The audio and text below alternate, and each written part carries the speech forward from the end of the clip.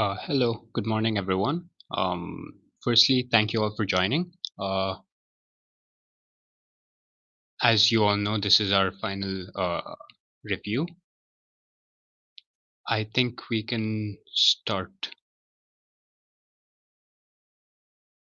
So yes, I will share my screen. Great.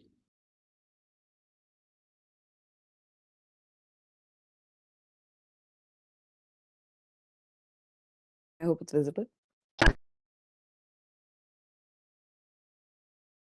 Give us a second.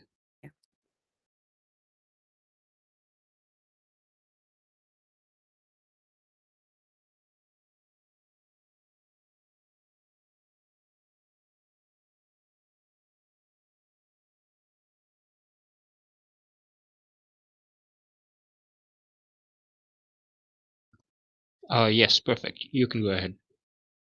Yeah. Good morning, everyone. We're Team Mushroom. I'm Ananya Abhilash.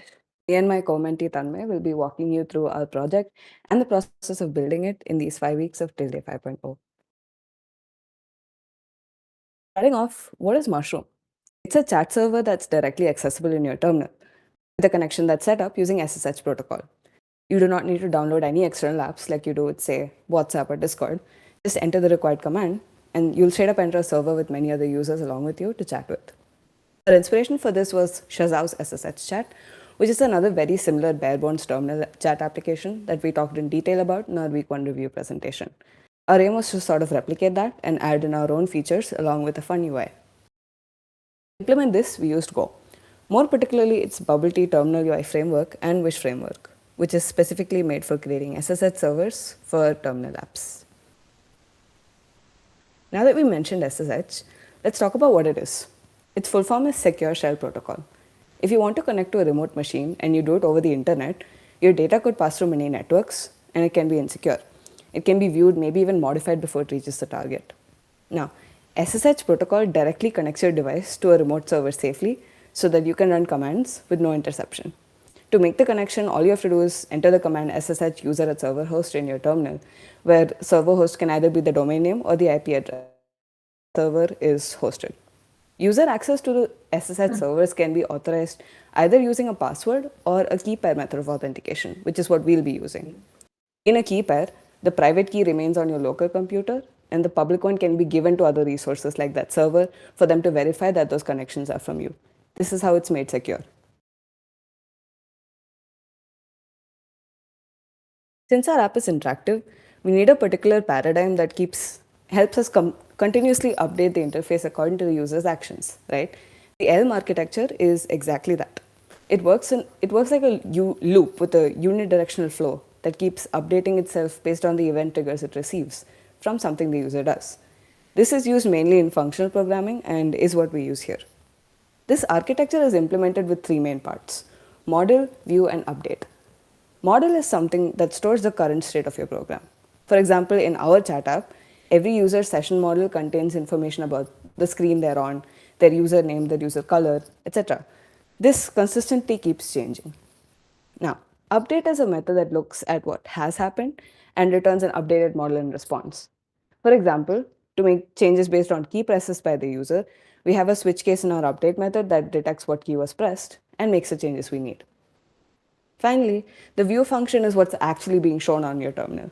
It takes in the updated model, and based on its attributes, it renders our UI with the libgloss library from Bubble Tea. Like I said, Elm architecture is what we sorry. Okay. Yes, so Elm architecture is what we use to build our interactive UI. And the Bubble Tea framework in Go gives us the perfect platform to do that. It's a fun, functional, stateful way. I'm sorry, there's some.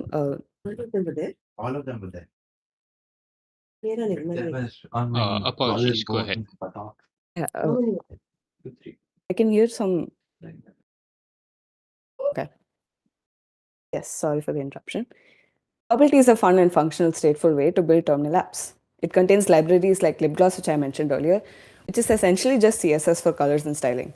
Bubbles, which is another library with UI components like text input boxes, etc., with a wide range of options to design our UI. Talking about Wish, it's an SSH server that allows you to make apps accessible over SSH. There's a wide range of middlewares that allow us to define what the user can do. In our case, we use its bubble tea middleware to serve the TUI to the users. This process is very similar to a website. You're making an SSH app available and running on a certain port and making that interface accessible to the users. You have the SSH protocol backing the app, which makes user authentication very easy to implement using SSH keys. Let's take a look at the timeline of our project. In week 1, we focused on learning Go from the ground up, which is what we were using to build this entire thing. In week 2, we played around with the Bubble Tea library and got used to it by creating our own Notes app TUI application with features like, say, note saving and tabs to view multiple notes at once. This gives us a solid idea of how to work with the Elm architecture, how to implement UI components into our terminal. In week 3, our task was to actually create the chat app with its basic features. We created a Wish server that ran on localhost, but the app could handle multiple users, each one being able to send messages and use slash commands like slash help, etc. Week 4, we added chat rooms. Users could then use the slash room command along with the names of the users they want in the room. This created a chat room with a generic name with those users, and then they could chat with those users separately. We also added a tabs feature to be able to view all the rooms you're in, using a very similar logic to how we achieve tabs in our Notes app from week 2. And of course, this past week we added in features to make custom room names, delete rooms cleanly, emoji shortcoding, etc., and made a few final bug fixes. Now, Tanmay will go more into detail with the architecture of our project and how it works. Okay. So about the current architecture of Mushroom, the code base is split into a few packages, namely Chat UI, which handles the UI with the use of sessions and models, Server, which handles the server networking, and the main, which is the endpoint of the program. On the right, you can see the backbone of a code base, the model struct.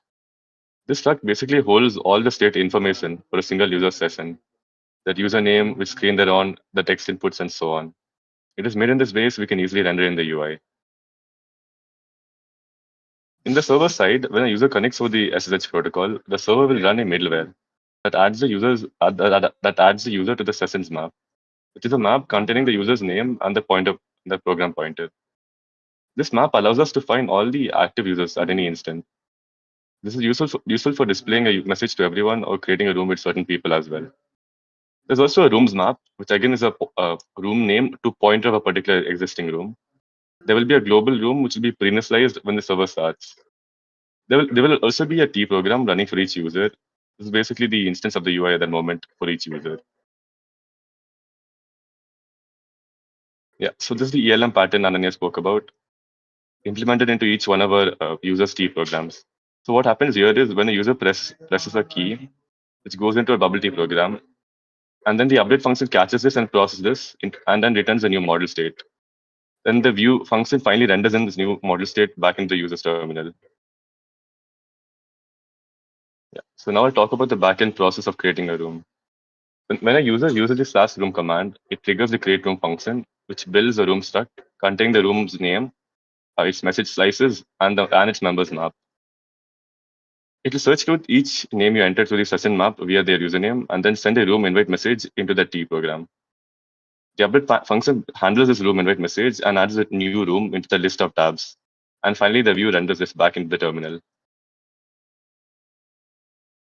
Okay, so now I'll talk about how broadcasting messages work. When a user sends a message, the server looks into the sessions map and then iterates to each user via the session pointer. And for each connected user, it will send a chat message struct, which basically appends messages directly into the user's UI via their own T program. Based on its properties, like which room it should be appended to, it will append respectively. And system messages are also handled in a similar manner, but they are rendered slightly differently for clarity. Now for deleting a room, it works in a similar manner, where it sends a room delete message to each user, which removes each user from the room, and then removes the room itself from the server's map of rooms. Yeah. Now when a user decides to leave, two things will happen. One, the user session is removed from the sessions map, and then second, a broadcast message is displayed to everyone, notifying them that user has left. The T program and UI is also terminated, and the server state is cleaned up. Okay, now here's a little demo.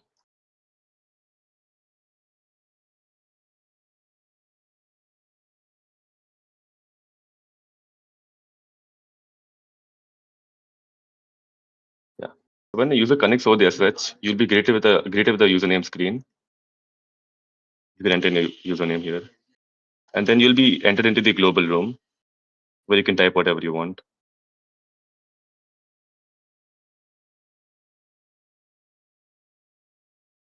And from here, you can use /help to see the list of available / commands.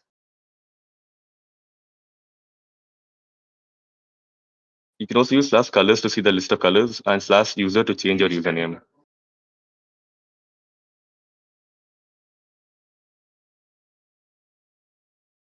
Yeah, with these colors, you can use /user color to change your display color.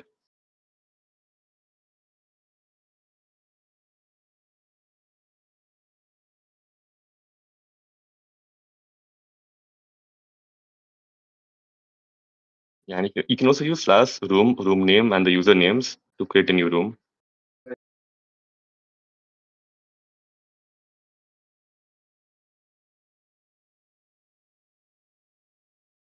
Yeah, and you can also use some short codings for emojis, which will be shown now.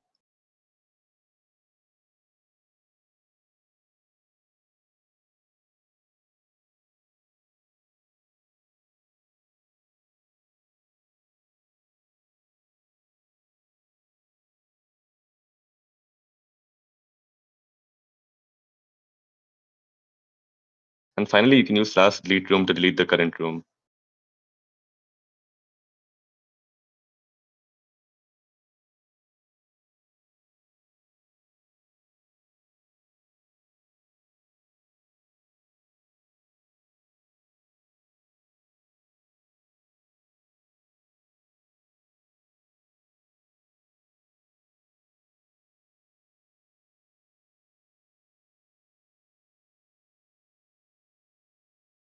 Yeah, that's it for the demo. So about the challenges. So some of the challenges we faced here were getting comfortable with the multi-user SSHN environment. It wasn't just the model view update loop anymore. We had to make sure like all users between each SSH connection had the changes applied to the screens. And we also had to come up with an architecture that would make this possible.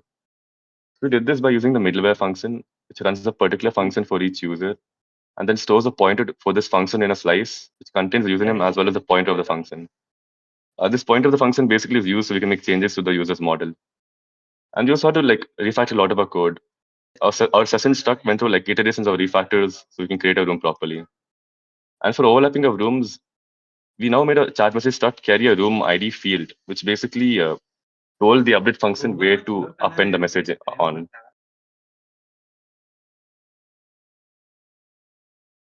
So throughout these 5 weeks of Tilde, we got super comfortable with Git and things like writing good commit messages and whatnot, and learned a new language along the way.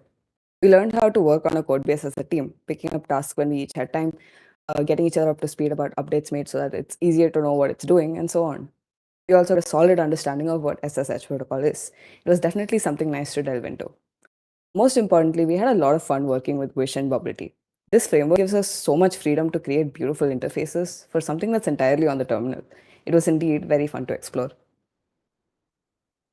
That's it from Team Mushroom. Thank you for listening. If you have any questions, please let us know. But when we were working on this, we had a few questions come to our mind on our own. So we have a list of those here.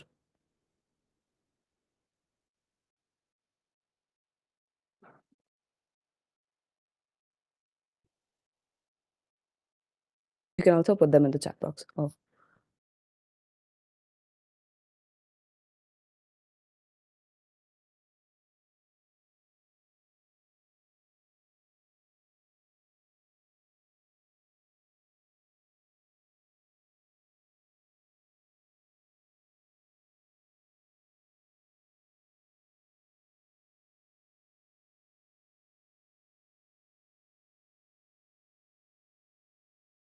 Okay, so about synchronization, we have this thing called mutex implemented. So when a user is leaving, that sessions map is locked. So when the user is leaving, until that sessions map is updated with whoever is left, no one can access it or read from it, whatever. So it will be locked until the user leaves. And then when the message is being broadcasted, it can then go through the sessions map again.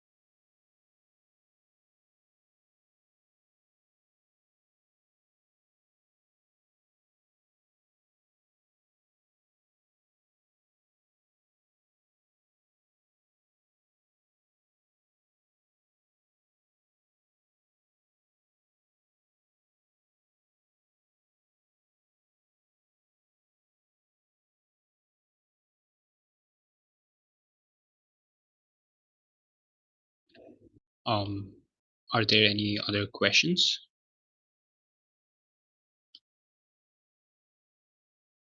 Okay. Just a quick side note before we go ahead. Whoever is presenting, whichever team is presenting, when you answer a question that is in the chat, it would be great if you could just, read the question out loud so that anyone who might be watching the stream on YouTube or someone who might not be reading chat, it'll make sense to them. Also, we have Vishwas Rajashekar here, who is a PIL mentor, and also Zeneva OS, who is a deep tech startup who's developing an operating system for XR native tech. Thank you for joining. I hope you guys have a good time. We can go ahead with the next team.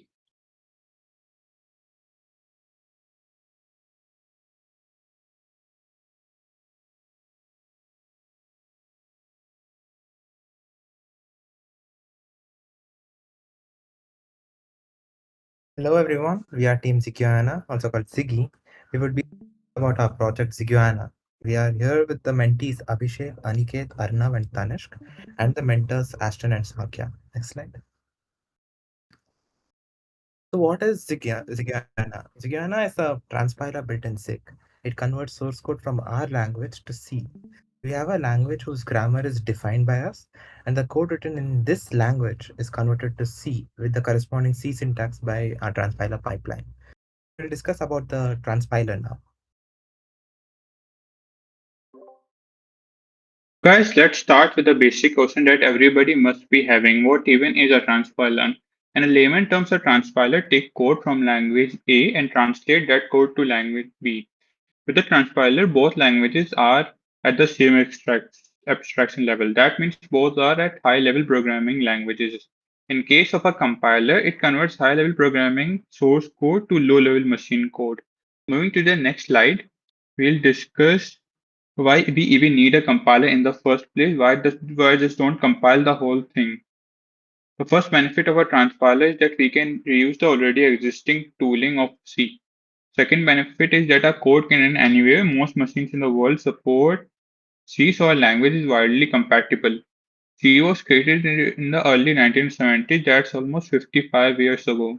With transpiling, we can add new features that the original C lacked.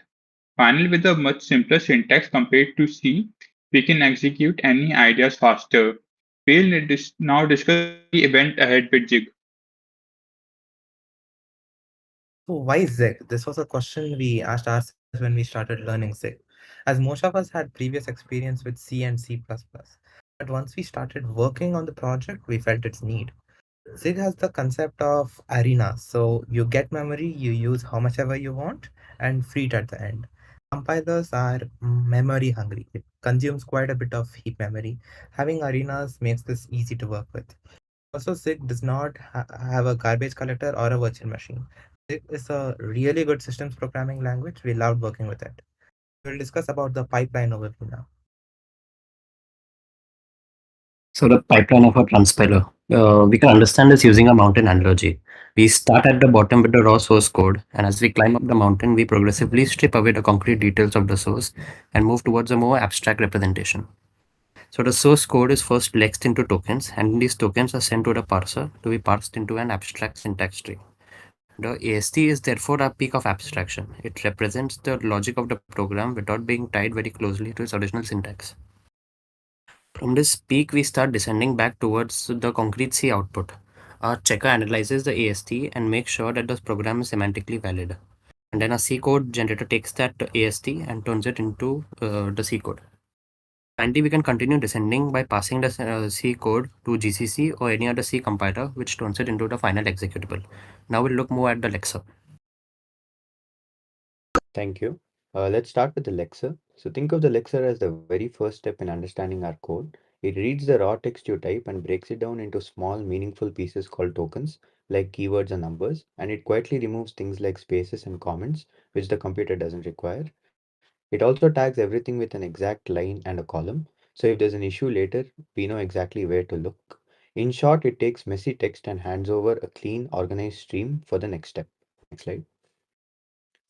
So how does this actually work? So it's a simple step-by-step pipeline. First, we read the characters one by one. Then we group them, classify them, and output the stream. A really great example of this is string interpolation. So if you type something like hello and name in flower brackets, the Alexa is smart enough to break that apart seamlessly. It understands exactly where the normal text ends and where your variable begins and packages it all up. We do this because it makes writing code feel much more natural. So that's the Lexer in action. Now to see how these tokens are converted into a structured tree, let's look at how our parser works. So now that the Lexa has converted our source code into a stream of tokens, the next stage is the parser. The parser consumes these tokens and verifies that they follow the grammar of a language. So while the Lexa is concerned with identifying individual tokens, the parser is concerned with how these tokens are arranged and how they relate to each other. It converts this token stream into a structured representation of the program, which is known as the abstract syntax tree. For example, here on the right we have the expression a plus b multiplied by c. The parser uses the grammar and operator precedence to understand the relationship between them. Since multiplication has the higher precedence than addition, it understands that b multiplied by c belongs together.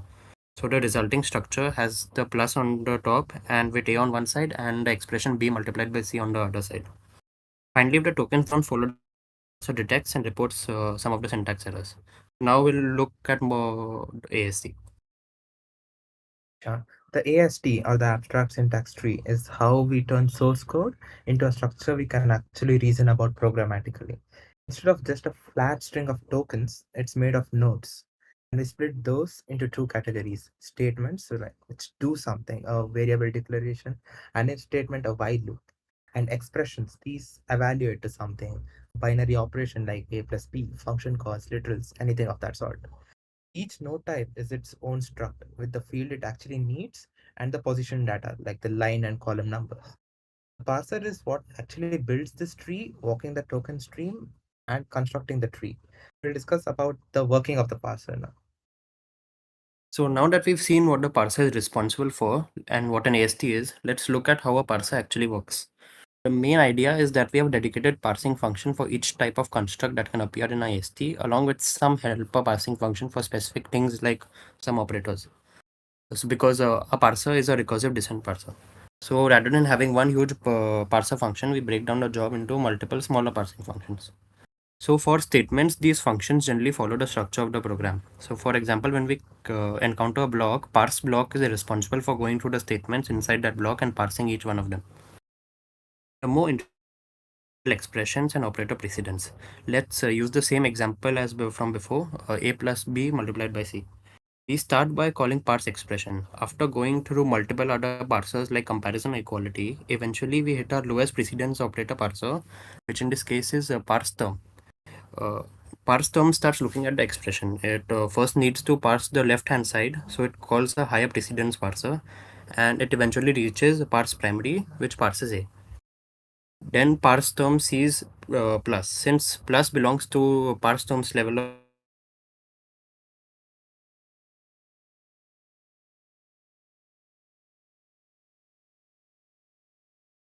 Then parse term sees the right hand side, and this time it encounters b multiplied by c. So because multiplication has a higher precedence than plus, the higher precedence parser handles the entire b multiplied by c expression first. It first parses b, then sees the multiplication, and then parses c, and produces the corresponding node for b multiplied by c. That node is then returned back to the plus parser, which can now use it as its right hand side to make the final a plus b multiplied by c structure. So like the TLDR for this slide is that lower precedence parsers call the higher precedence ones, and the higher precedence ones can finish its work first and return a node, which the lower precedence one can then use as one of its child nodes to construct its own node. And then this same idea extends beyond arithmetic too. So we use this hierarchy of parsing functions to handle the different kind of expressions and statements supported in our language. So now we'll look more at the checker. Sure. So I want you to imagine a situation. You're architecting a highly scalable solution. You have thousands of lines of code and you try compiling the code base and boom, it's not compiling. The compiler you are using has a limitation of like not reporting the errors occurring in the code base. How would this feel? Be frustrating. So having a feature of mentioning what exactly went wrong and where is really important in every compiler. That's where the checker comes handy. You can see this code snippet on the right. The code has quite a few bugs, like int x is equal to a string. Hello, that does not make any sense. So we make sure such errors are reported. Next slide. We have the parsed AST. At this point, it is a little raw. It is not checked with the grammar rules of our language. We perform a recursive traversal, traveling each and every node and checking the contents of the node with the grammar rules of our language. In simple words, pattern matching. We find something that does not match our grammar rules, we would record that. The design is in such a way that we would check the entire tree. So in one Jigyana hyphen check command, we can record all the errors, which makes debugging easy. Next slide. So this is the design flow of our checker. As I had mentioned about statements and expressions, we can see each statement and expression component has its way of being checked. We make sure it follows the grammar rules of our language. That's it about the checker. We will discuss about the code generation now.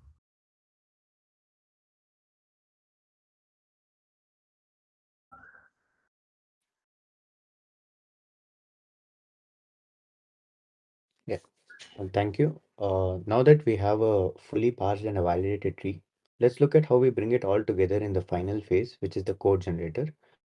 By this point, our code has been fully checked and structured. So the code generator takes that structure and does the magic of translation. So for every single piece of logic, whether it's an if statement, a while loop, or a mathematical expression, it maps it directly to its exact equivalent in C code. We are taking the simple, clean language you wrote and turning it into powerful, ready to compile C. Next slide. So to see how this works in practice, we can look at this flow. We start with our validated code and add the basic C headers first. Then we look at every single piece of logic, asking is this a statement or an expression? We generate the right C code for it and then carefully add it to our output. We just keep doing this looping through until every single piece of the program has been translated. Once we are done, we output the final C file. So it's a careful methodical process that ensures absolutely nothing is lost in the translation. So that's how the code generator completes the transpilation process. Now that we understand how the pipeline works, let's move on to some key features of Zigona. Yep. So coming on key features of our language and transpiler. Firstly, we have structures for grouping related data together, just like the structs in C. Then we have string interpolation for print functions, so we can embed expressions inside them. Transpile also supports multi-file modules, so you can modularize your code using the import keyword followed by a relative part. And then we also have type inference with the auto keyword, so that the transpiler automatically determines the type. And finally, coming to error handling, transpiler does compile time type checking. So type related errors are caught before the code is generated, and caret pointing makes debugging easier. So now that we know the pipeline and some of the key features, let's look at the demo.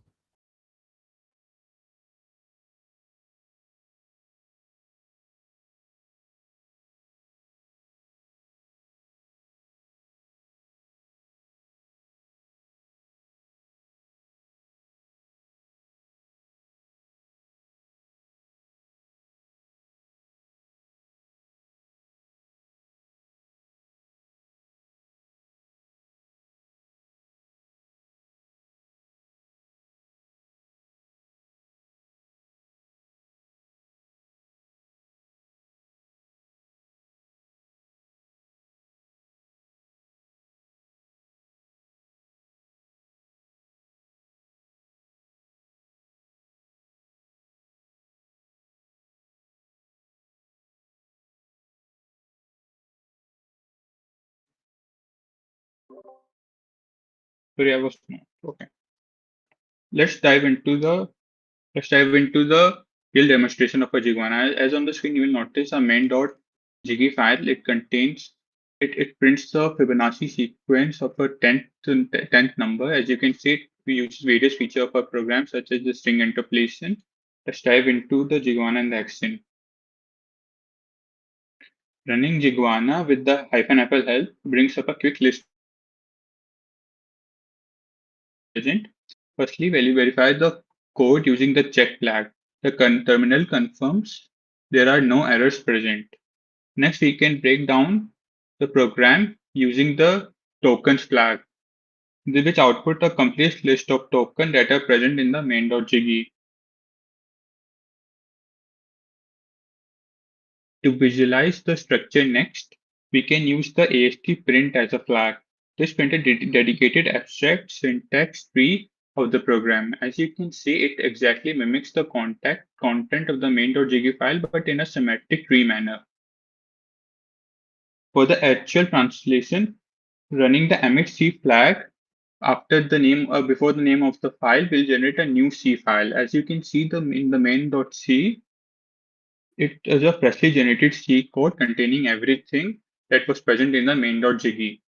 Finally, to get the executable, we simply append -o flag followed by the desirable file name. In our case, we will using the main.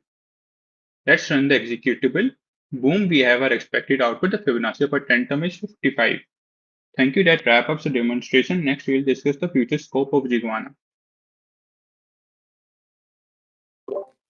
Yeah. So that is Ziguana today. But as much as we love what we have built so far, we really like where we are getting started. So, looking ahead, there are a few key areas we want to focus on to make this even more powerful. We are actively looking into dynamic memory management and full C header support to help it integrate deeply with existing ecosystems. We also want to expand the language itself by adding more user-defined types along with standard for loops and switch statements. The foundation is incredibly solid and we are really excited about where we can take this next. Next slide. So building this transpiler has been an incredible journey for us and I'm really proud of our team. We want to give a huge thank you to our mentors Aston and Sankhya for their guidance every step of the way. If you'd like to check out the code or try it yourself, you can grab the link right there on the screen. And thank you all so much for your time. And with that, we'd love to take any questions you might have.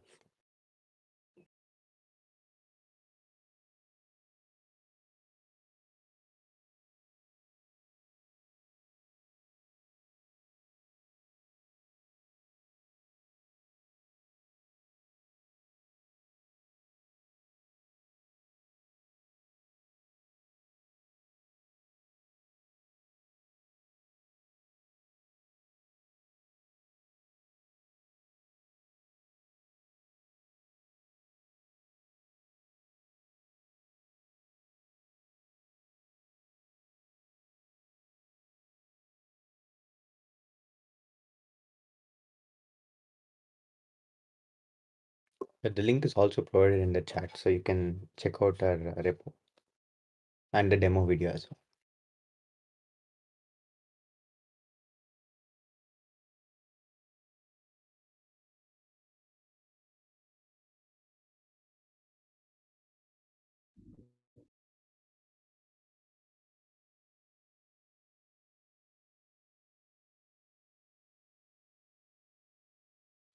I'm guessing there are no other questions. If there are, please do put it in the chat and the respective team will get to you. Also, we have the founder of HSP and Homebrew, Anirudh Rauji. He's currently working in Couchbase. Thank you for making time and joining us. I hope you have a good time. We can go ahead with the next team.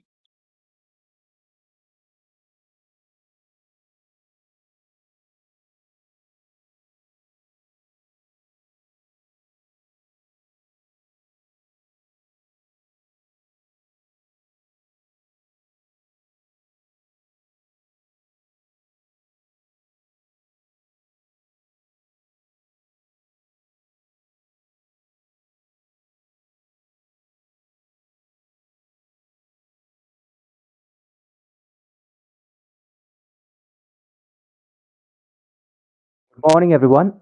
I am Mayur GM, and I will be taking you through the progress of what we have done in this project called Barely Learning, along with my co-mentee Pranavika, and under the mentorship of Lakshit.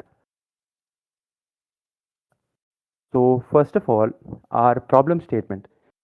So, our goal was to build a recreation of the classic Donkey Kong game and use deep learning and reinforcement learning to train a model to play the game. So we use imitation learning in the form of deep learning and actor critic for the reinforcement learning part.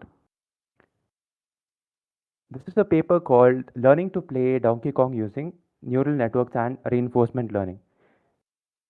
We use this paper as foundation and we adapt its methodology, and we are essentially building upon the methods and ideas used in this paper. The highlights of the paper can be mentioned as they recreate the game environment rather than using images and pixels, and they use a grid-based state over raw pixels for the input part since the game environment is already built by them, and that helps in making a smaller network which is faster to train and easier to debug as well. And in the end, we combine an NLP architecture ACLA, which is an actor critic learning automation, with learning from demonstration or behavior cloning. So essentially, this project can be split into three different stages, and these are the three stages we were working on throughout the 5 weeks of our us being in this mentorship program. That is the game engine, the feature extraction and learning from demonstration, reinforcement, and the reinforcement learning using actor critic methods. Starting with the game engine, we rebuilt a simpler replica of the original Donkey Kong game with one fixed level, 7 actions as seen here. That is walking left, right, climb up, down, jump left, right, and staying still. And we have a 50% ladder probability and no other complex algorithm. 50% in the sense the ladder, the barrel as it goes through the ladder, it has a 50% chance of rolling down through it. Next, we have the feature grids, and this is the part where this we implement to extract all the inputs. So we have two feature grids, that is the vision tracking grid and agent tracking grid. The vision tracking grid is a 7x7 grid, which is centered around Mario, and it essentially uh, detects the ladders and the barrels so that the agent can see in a respective range. And the agent tracking grid is a 20x20 grid which spans the entire environment, and that is used to track the position of the agent. So the multi-layer perceptron, it is the architecture which we use in all of the neural networks here, which is essentially nothing but an input layer, an output layer, and a bunch of hidden layers. So the input passes through its whatever data it has to the hidden layers. The hidden layers make inferences, and then we finally go to the output layer. So the goal of this architecture or neural network in general is to replace hard-coded rules, which we do in normal programming, into a learned policy, which can be used in different situations and different variable situations. And with more training, we can reliably rely on it to make an accurate prediction. So the first stage of the model training is learning from demonstration or behavior cloning, where which is a form of supervised learning, where what we do is an expert, that is a human, plays the game, preferably multiple times, and from the game we extract the state action pair, which is the current state and the action which the human took at that particular state. So we use this data, we build a data set structured around this, and that becomes the data set which the MLP, the network uses to learn. We train the MLP based on this, and then the reason why we do this is to provide a head start for the reinforcement learning network, because without this the RL would just start off clueless, and it would take a large amount of time, and it would be inefficient without this. So as for the data collection part, what we do is we have the game state. We have three grids. That is the, as I mentioned, the agent grid, and two grids to detect the ladder and the barrel respectively. And we have 5 parameters. That is the direction, the princess coordinates, and the whether the agent is climbing a ladder or not. And we couple that with the action taken to form a pair, and this is what forms the feature extraction. The feature extraction gives us these grids values. We flatten them into one long vector, store them into CSV files, and we chose a multiple file approach for this one because we needed the option to edit out the bad games and bad episodes. So we essentially do like 100 episodes, merge them all into one CSV file, and use that as the master CSV file for training. Next, we move on to the architecture. The architecture this is the exact neural network we use to train the learning from demonstration model. So 400 inputs from the agent grid, 49 from the ladder, 49 from the barrel, and the additional 5 parameters. We pass them through the H1 layer, that's the linear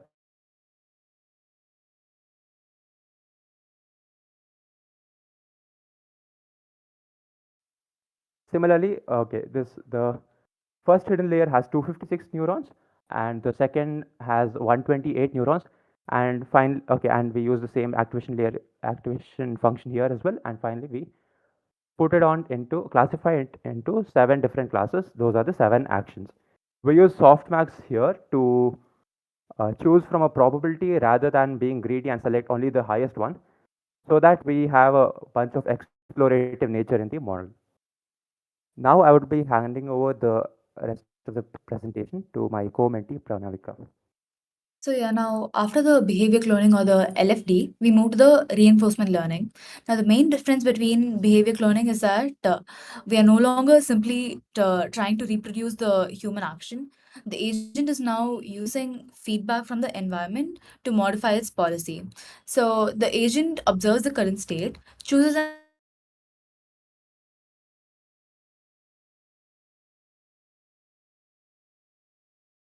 policy, and calculates the policy and the value function. So the policy is the actor's or the agent's decision making policy. It determines which action the agent should take for that given state. So it basically maps the states to the actions. And then comes the value function, which estimates how good the current state is based on the future rewards that it can be obtained from that particular state. And we use this during the feedback loop. So now the goal is to learn a policy that maximizes the expected future rewards and does not only focus on the immediate rewards. Next slide. So now for this, we use the actor critic model, which is of two neural networks. And the model has so the actor is responsible for the decision making. So it looks at the current state and then decides the action to take. And the critic evaluates the current state and tells how good that state is.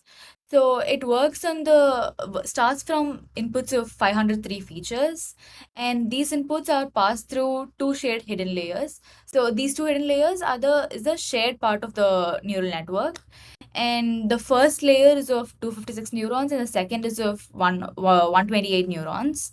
So after that, the network separates into the actor and the critic after this. So from here, the actor produces 7 outputs corresponding to the 7 actions, and the critic produces one output, which is the value of the current state. So now in the current implementation, we load the behavior cloning weights into this network first. So the behavior cloning weights into the actor network. And so the array RL starts from the policy learned from human demonstration instead of starting just randomly. So during RL, we currently update the actor and the critic heads separately using their respective optimizers. Next slide. Now, to explain actor and critic more in detail, the actor is the agent's decision making policy, and it takes 503 inputs and produces 7 outputs. Now, these 7 logits, after applying softmax, they become probability distribution, and the actor's task is to sample the most probable outcome and choose the action. And we're using softmax so that we can handle this with a explorative approach rather than choosing the something like argmax, which will be greedy and choose the one with the most probability all the time. So we're using softmax for this.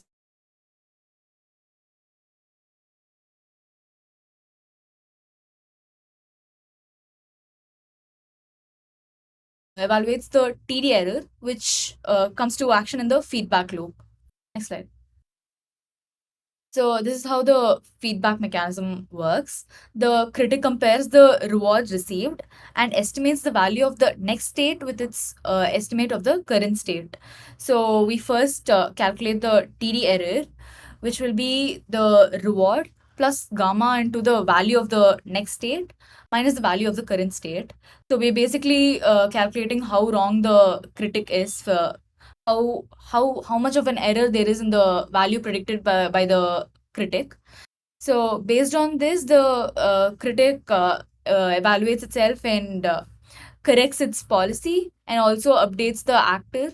So both this feedback is used to update both the actor and the critic, and so the model can gradually learn to make better decisions. So the critic minimizes its value prediction error, while the actor uses the TD error to adjust the probability of the selected action. So this process it keeps repeating with every interaction of the game loop, and the model keeps getting better.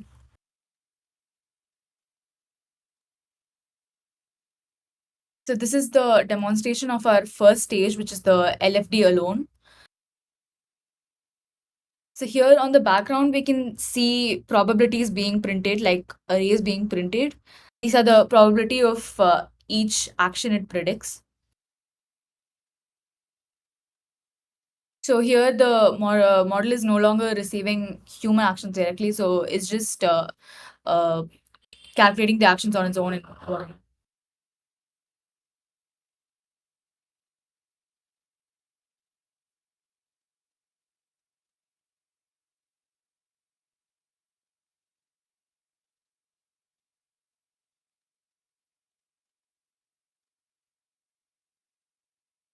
And then after the model has learned its policies to start with, later we go with the RL fine tuning. So here the behavior cloning model just gave a reasonable starting policy, and now with the RL, it has been fine tuned.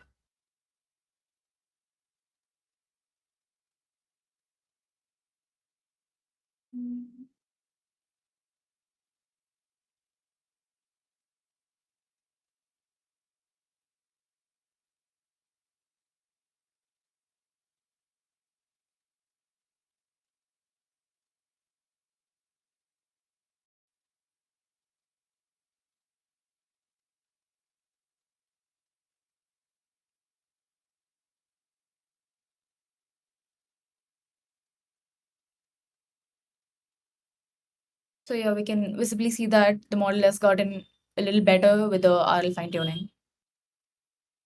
So now there are still some limitations to our current implementation.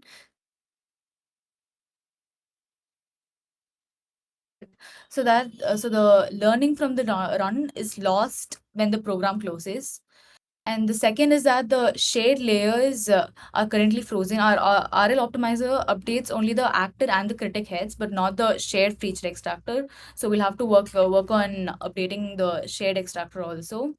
The third is that the exploration and the RL improvements have not yet been properly validated. We'll have to add metrics for that. And we also need multiple episodes, and we need to conduct a proper comparison between the only the standalone behavior cloning and the behavior cloning plus the RL model. So that's what we'll have to work on. And RL, we have to add performance metrics and see how much RL model has gotten better in numbers. And we plan to train more episodes and compare the BC and the BC plus RL model. So we also need to improve the reward design and add more features to the reward system, like say unnecessary jumps should be penalized or something like that. So which would make the model even more better. And yeah, so and other tiny bugs which we would be fixing.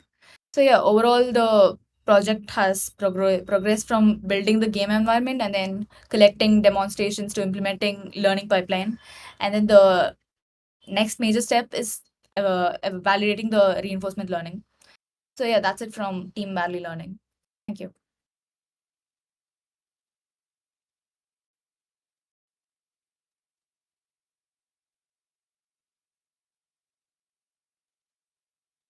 Thank you, guys. Feel free to ask questions.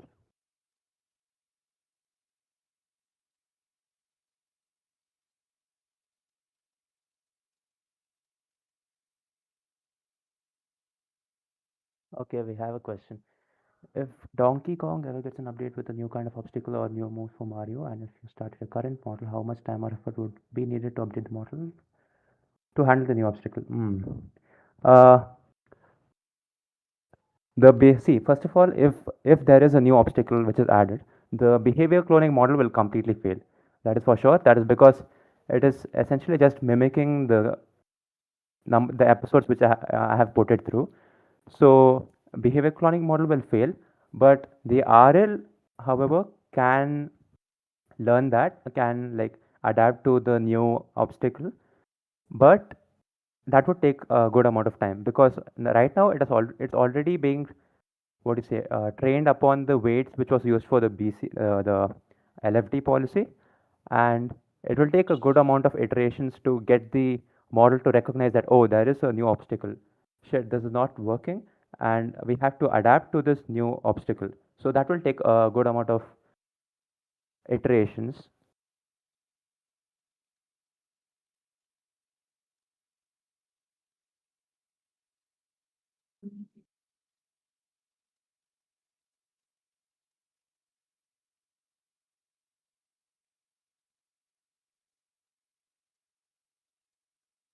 Correct, but if we would manually penalize that, that would be quicker, right?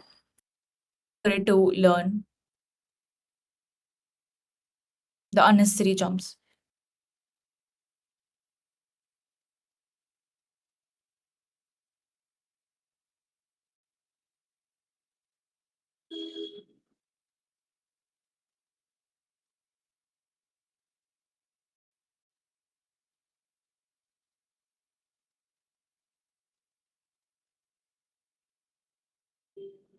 You're welcome.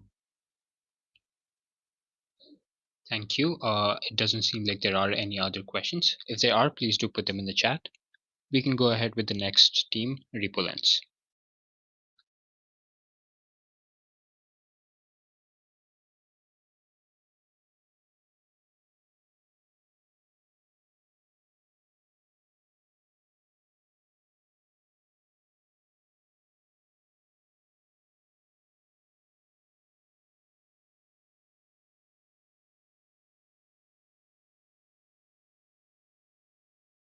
Hi everyone, we are from Repolence and my name is Ishan. Before we start, I would like to thank our mentors, Navya, Arjun and Ananya for their guidance. Let's begin. Next slide. People are increasingly using AI these days, so we thought why not use AI for helping developers understand repos. But modern code bases today are simply too large for LLMs to understand in one go. The next approach would be to use conventional RAG, but RAG chunks the code into smaller pieces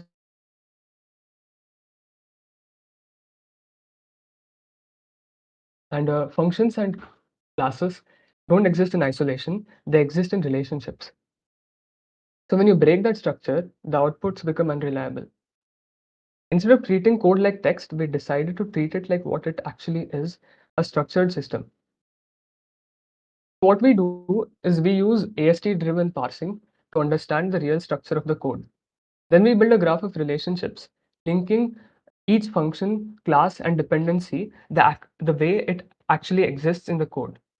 And finally, we combine keyword-based retrieval with vector search so we get both precision and semantic understanding. Next slide. So what does Repolence do? Instead of flat chunks, we convert the entire code base into a structured semantic graph, and then we generate hierarchical summaries so the system understands code at multiple levels, from high-level modules down to individual functions. And most importantly, every retrieval is precise and enables a cited retrieval. Now you may be thinking why it matters, but because this solves a core problem. We preserve the real structure of the code base, which directly improves the retrieval accuracy.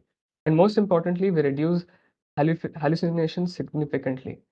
So instead of guessing over broken chunks, we enable the model to reason over structure.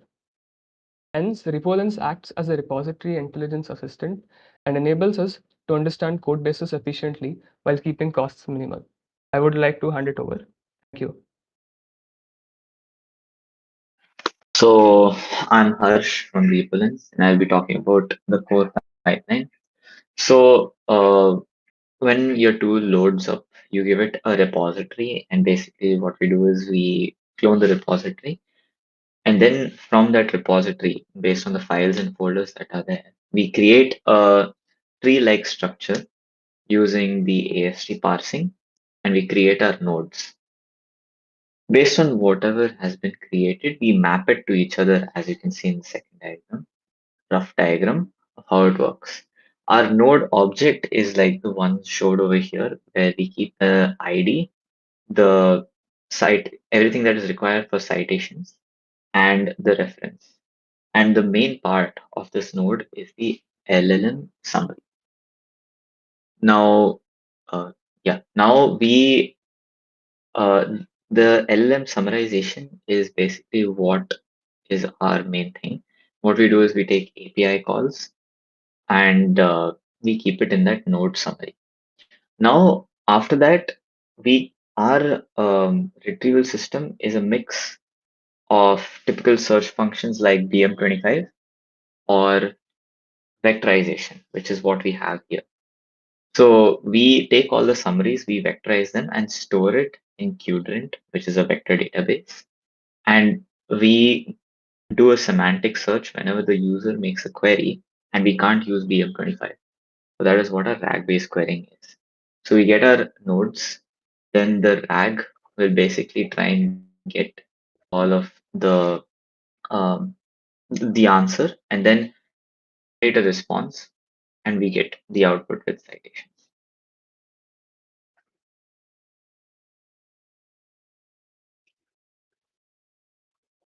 Over to Anish.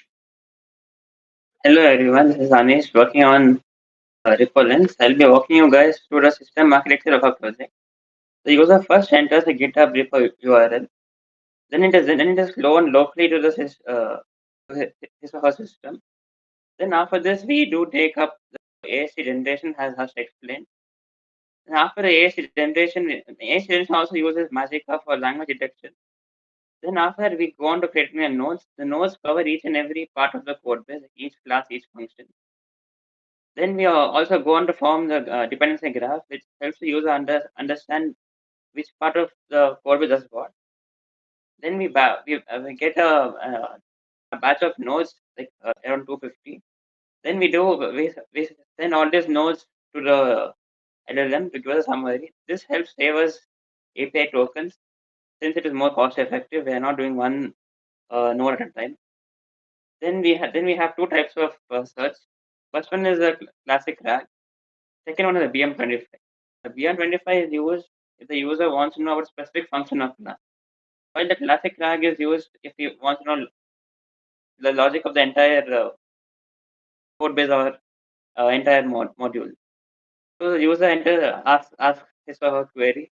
It is then combined with the result from the retrieval pipeline.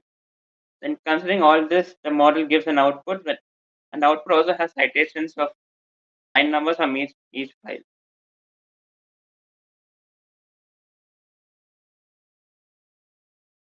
So, good morning, everyone. This is Pajwal. So, I'm here to give a quick demo and also explain the tech stack of our project, Repollens.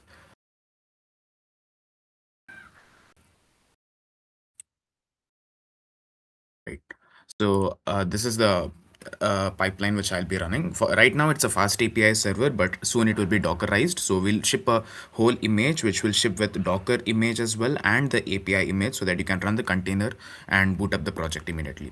So, I just took one of the projects of Homebrew, Jamshesh from Tilde 4.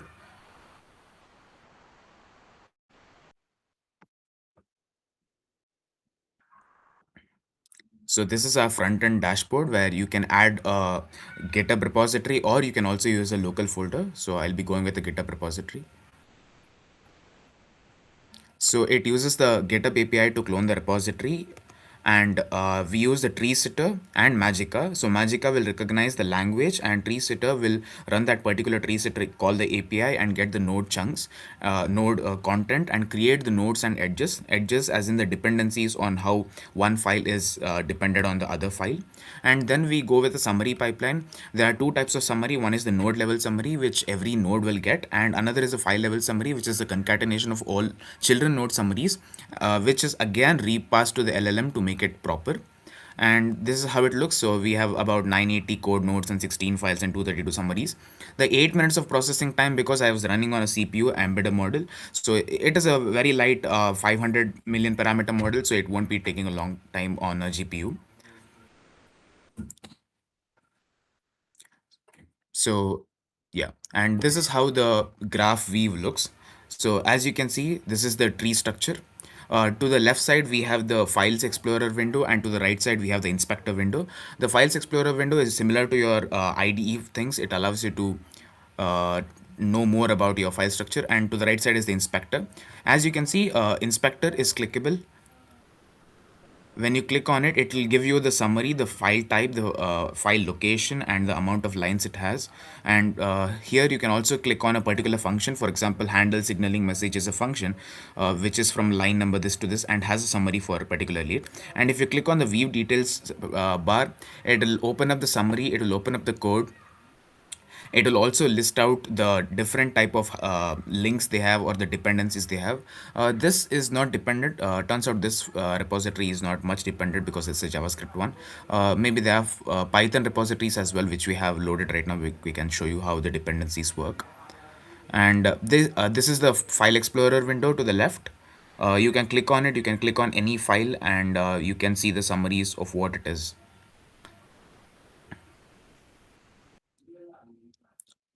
And this is the settings configuration where you can configure your own LLM, whichever you want to use, maybe local or maybe API based, not just Gemini, every API is supported.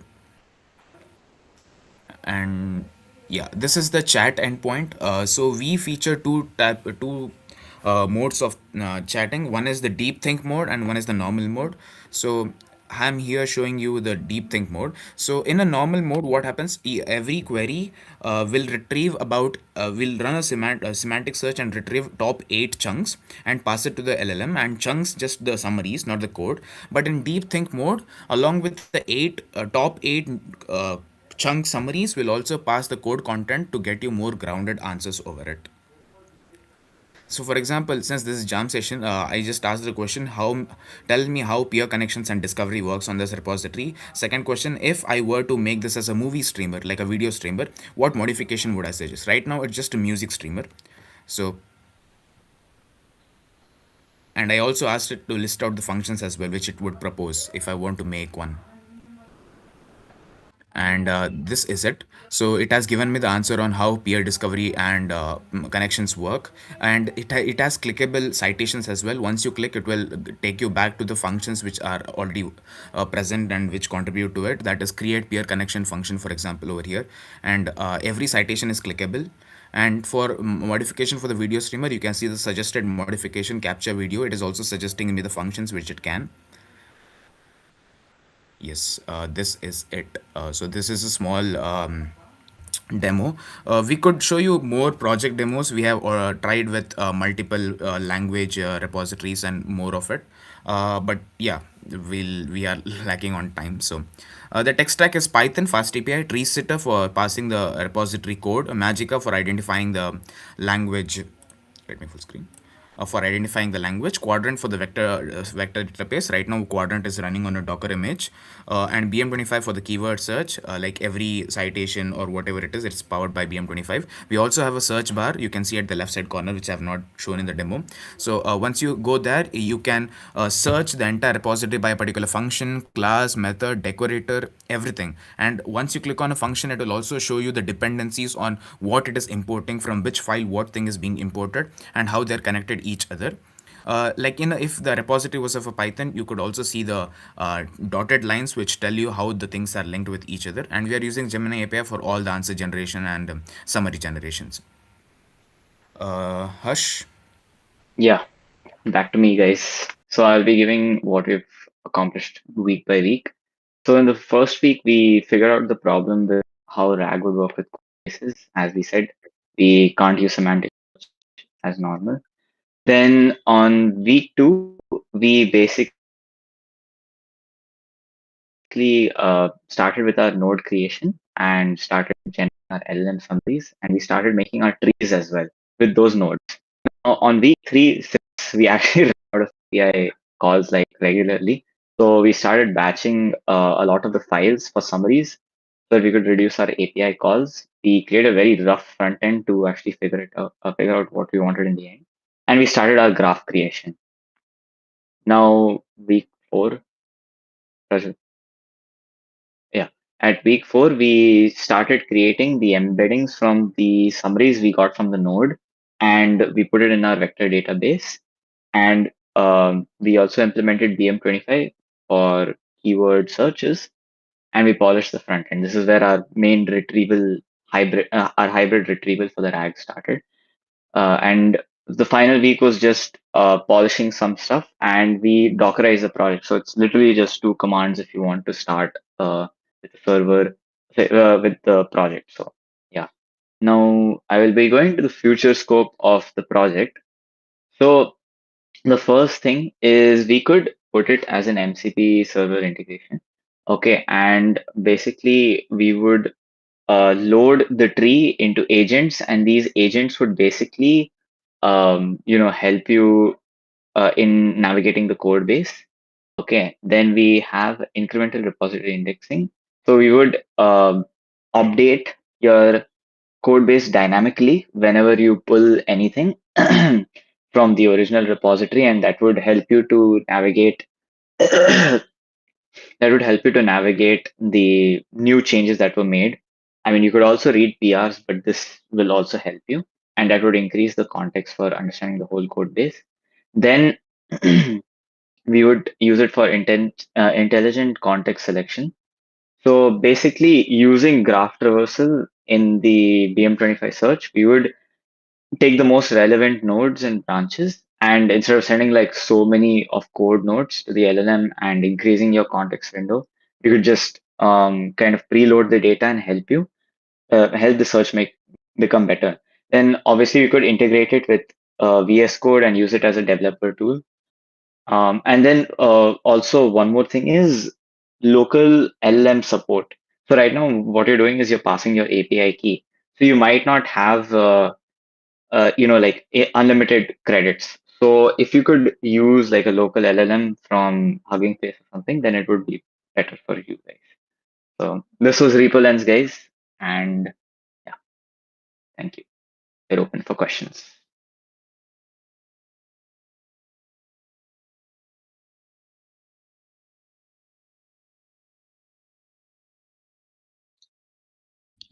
Thank you. There are a few questions. I believe you guys are answering it in chat. So we can go ahead with the next team, Silicon. Sorry, NetStack.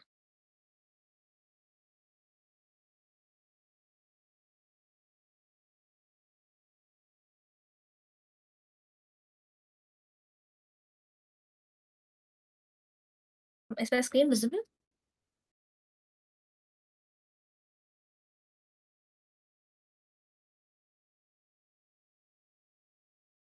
Yes, it is. You can go ahead. Yep, so good morning to all our present here. I'm Aishwarya V and this is Nestak, and we'll be giving our final weekly report. Our mentors are Selva, Sara, Mahilan and Shashi. And me and my co-mentees, Vishut and Vansh, will be walking you through our progress report as well as our project overview. Let's first start with an overview about NetStack. NetStack is a DIY TCP/IP networking stack implemented completely in user space using C. Instead of relying on kernel's networking stack, it directly reads and writes raw IP packets to a TUN device, which is a virtual interface used to route IP packets. The stack is built layer by layer. We first implemented IPv4 parsing and then checksum verification, later ICMP for ping packets, UDP, and finally TCP. Let's move on with architecture diagram, which we followed for past 5 weeks. So if you all remember, week 1, we first started by building a TUN device. Program would read raw IP packets of the TUN device into a buffer. Later comes IP for header parsing, where we parse the header out of this buffer. This tells us what kind of payload is present inside. It also contains other parameters such as source, destination IP, TTL, that is time to live, protocol field, header checksum, etc. And based on this protocol field parameter, we went to our next step, that was protocol classifier, where we followed the universal convention that was 1 for ICMP, 6 for TCP, and 17 for UDP, and brush it out to the right parser. And to be honest, this is how exactly a packet would traverse, according to like different parsing stages. So week 2, we went through ICMP parsing, where we passed the ICMP header and checked if it's an echo request or ping, and built respective echo reply. And then week 3, we went through UDP parsing, where we passed the header and generated a response. And then finally, for week 4 and week 5, we went through TCP parsing, where we passed the TCP header and fed it into a state machine after checksum verification and generated an appropriate response packet depending on the state. Finally, we have our last step on the pipeline, that is the write back to using connections.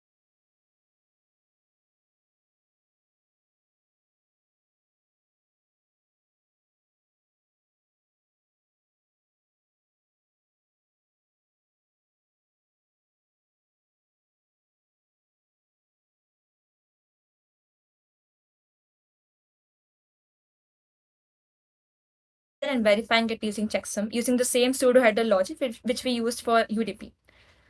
So the next step was establishing a state machine. In general, TCP is a connection oriented protocol. So unlike UDP, it must always know the exact status of every connection. Every state change is triggered by a specific flag arriving. Let's say SYN starts connection, acknowledgement confirms it, and FIN closes it. This slide shows two views of how TCP connection are handled in our NetStack implementation. On the left, we have TCP state machine, which represents different stages a connection would go through. And on the right, we have the actual communication between the client and the NetStack server that causes these state transitions. So initially, our server is in listening state, where it's waiting for a client to initiate a connection. When the client sends a SYN packet, shown on the right side as connection request, the server responds with a SYN and acknowledgement and waits for the client's final acknowledgement. Once this is received, the client transitions to established state. In this state, both client and the server can exchange application data reliably. You all can notice a small loop near this step. This indicates that the normal data transfer doesn't really need to change the connection state. It just simply continues to be the same until one side decides to close the connection. When the client wants to disconnect, it sends a FIN packet. The server acknowledges it with an acknowledgement and moves to the close wait state. Let's dig deep into this close wait state. So let's say a case where the client has successfully sent its packet or data, but then the server is still responding back with some packets. So this is where closed wait comes into picture. During this stage, server can finish sending any remaining data before closing the connection.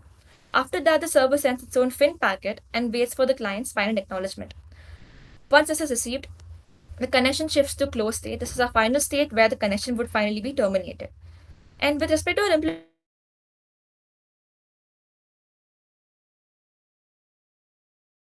we examined its TCP flags such as SYN, acknowledgement, or FIN. And then the connection's current state. To determine this is used to determine the next state transition and to generate an appropriate response packet. So now let's look into SYN and acknowledgement in detail. That's basically three-way handshake. Before any real data flows, both sides run this three-way handshake to agree on two things. One, that the other side is actually reachable, and another being what sequence number is each side starting from. So step one is where client picks up a random sequence number, let's say X. This is called as ISN, which is initial sequence number, and sends a SYN. Step two is where server does the same thing in return. It picks its own random number, let's say Y, and sends both a SYN as well as an acknowledgement. And step three is where client confirms it has received the server's SYN too, acknowledging it by, let's say, Y plus 1. So this shows that the connection has moved to the established state. Yeah, so once the TCP connection is established, I'll explain how our NetStack will intercept a web request and reply it back with HTTP web dashboard. To do that, first step is request extraction. So first we'll extract the browser request. So from the raw bytes of data, the first 20 bytes will be the IPv4 header. We will skip this and then move to the next bytes, which are for the TCP layer. We'll pass the TCP header. We'll find the data offset field where our NetStack will look for a get string.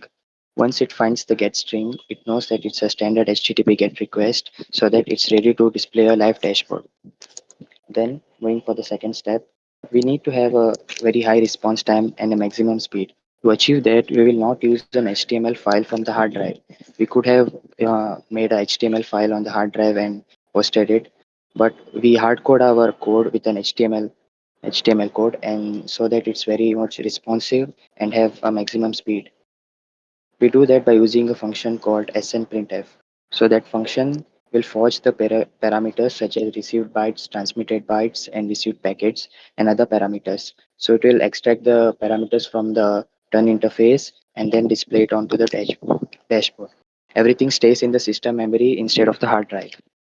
We'll also include a tag to refresh the web page every 2 seconds so that the browser can initiate another GET request every 2 seconds and we will have a live stream of data coming. Moving on to the third step, HTTP protocol formatting. For the browser to accept our request, we need to format our data in the standard browser standards. So to do that, we will wrap our HTML data inside a standard header which goes by HTTP slash 1.1 OK.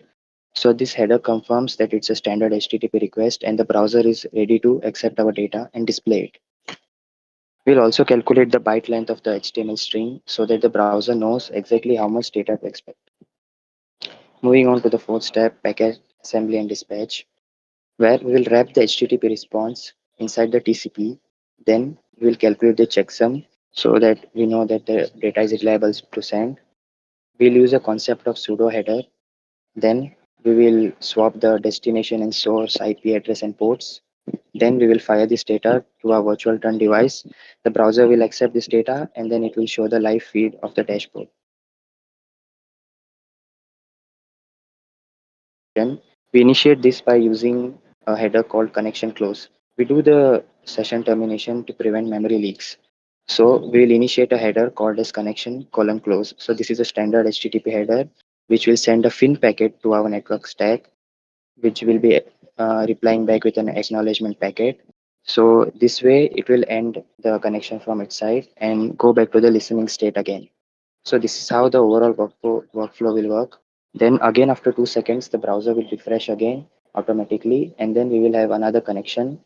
And yeah, this is how the workflow will continue in a loop. Now we will see a demo video of how we will be serving this dashboard through TCP. Yeah.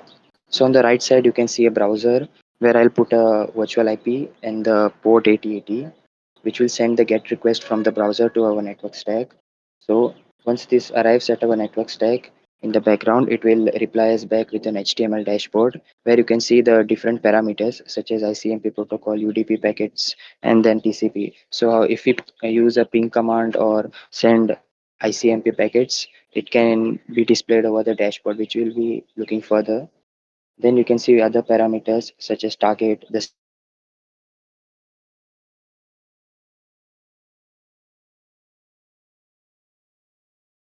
the GET request on the IP address and the port.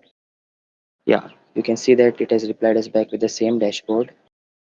Yeah, that is the HTTP header over there, and below it is the same string, HTML string, which you are seeing on the browser. And I'll use the curl command again few more times to see if the parameters are actually changing or not. Yeah, you can see the received bytes, received packets, and the transmitted packets have been changing again. So shows that the browser is initiating a new connection every 2 seconds and refreshing it.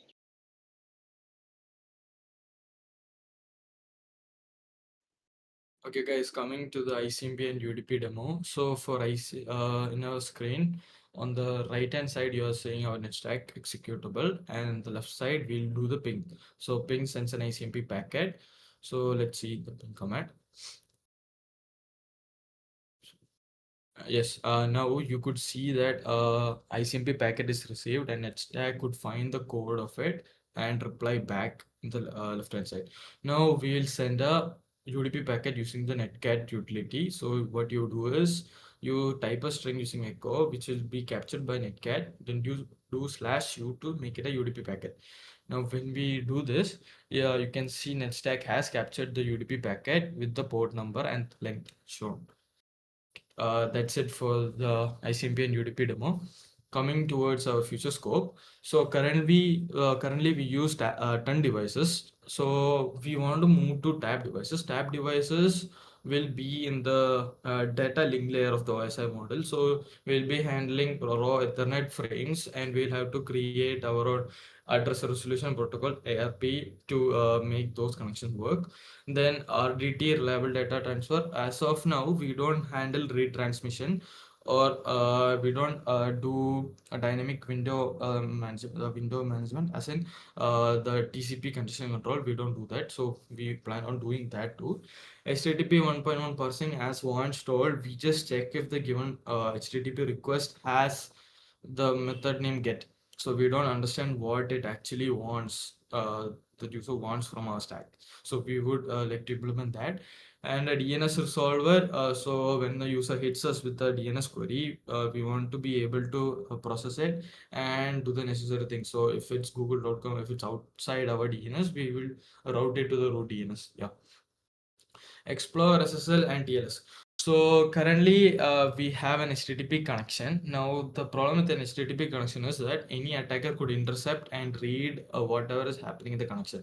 So if we have TLS layer enabled, so that is transport layer security. So what happens is we can share cryptographic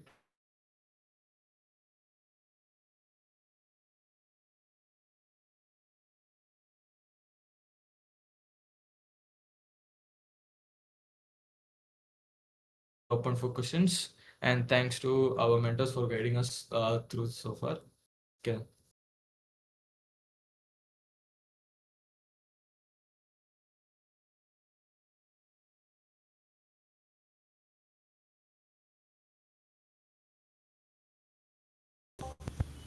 Thank you so much, Team NetStack. If we have any questions, I think we can take them in the chat. So there's a slight change in the order, so we'll be going with Twix next. So you can take it from here.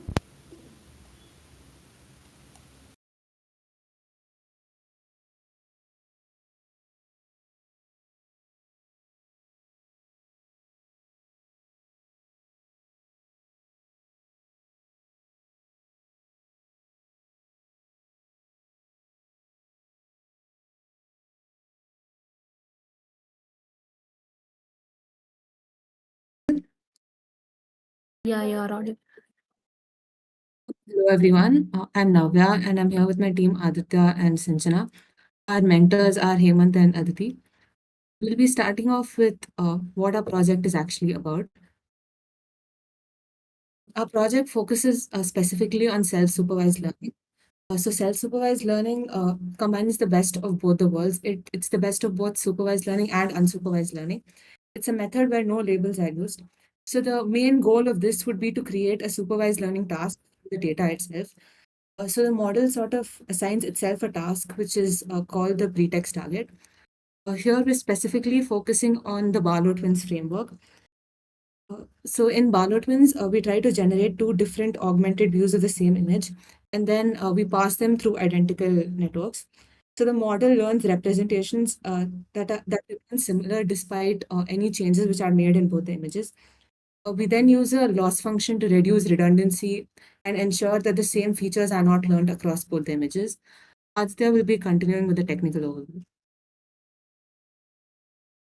So the idea is to learn without labels. So let me show you how we actually built it. So the key thing to notice is that this runs in two phases and they're doing very different jobs. So we'll start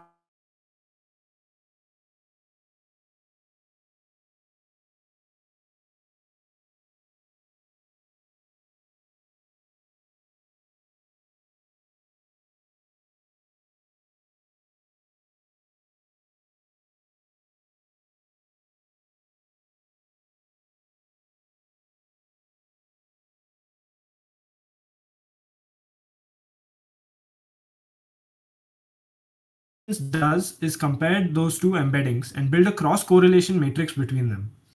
The goal is to push that matrix towards identity matrix, the one on the right, as you can see in the diagram. So that's doing two things at once. The diagonal going to 1 means that the two views agree, and the model recognizes them as the same thing. And the off diagonals going to 0 means each feature captures something different. So the model can't just cheat by outputting the same value everywhere. Now, once pre-training is done, we throw away this projection head and keep the encoder. That's the whole point. The encoder is what learned to see. Phase 2 is how we test whether it actually learned anything useful. So we freeze the encoder, its weights don't update at all. And we train just a single linear classifier on top using the 5000 labeled images. Then we test on the 8000 test images. And that's a deliberately harsh test. So that means if the features are good, a simple linear layer should be enough to separate the classes. If they're bad, no linear layer can save it. So that's the architecture. Sinchana will take you through the design choices we made.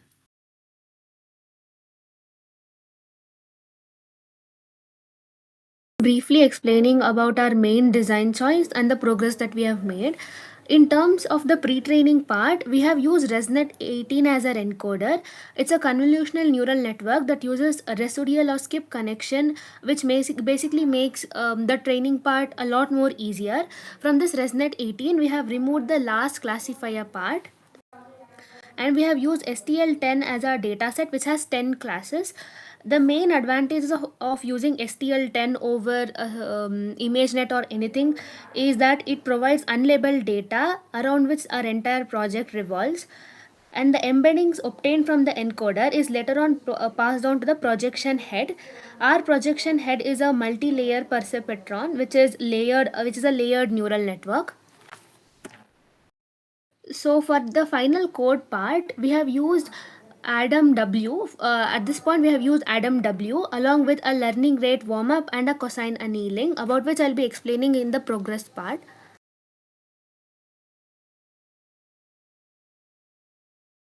Yeah. So this week we built the linear classifier and classified and tested the weights that we got from the encoder. So initially we had used Adam optimizer with a constant linear learning rate, and we trained it for 100 epochs and with a batch size of 32, with which we achieved accuracy of 72.64%. And then eventually we added a learning rate warm up, which gradually increases the learning rate for first 10 epochs, and then the rest of the epochs we use the cosine annealing, which will gradually decrease the learning rate.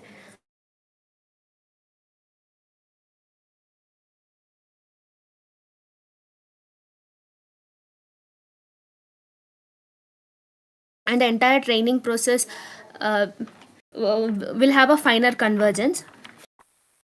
And then we also increase the intensity of the image transformation. With this, for 200 epochs, we were able to achieve an accuracy of 78.79%. And about our weekly progress, week 1 was going through the self-supervised learning papers and then building an image transformer, custom dataset and data loader. And week 2 was going through the Barlow twin paper, and week 3 was building the model completely, and week 4 was about building the linear classifier, and week 5 was entirely about improving the accuracy and testing our model. Okay, so now we look at the results. So did it work? 78.79% test accuracy on the STL10 test set. That's roughly 8000 images the model had never seen. And to be precise about what that number is, this is a linear probe on a frozen encoder. So the encoder never saw a single label during pre-training, and it wasn't fine-tuned afterwards. Only the linear classifier on top was trained. So to put that into context, there are 10 classes. So randomly guessing it gets you about 10%, as if you can see on the bar chart. So we're nearly at 79%. So that gap is the entire result. Just textures, object shapes, just purely from unlabeled images, just by being asked to match the two augmented views of the same picture. So that's the claim our project was testing, and this is the evidence for it.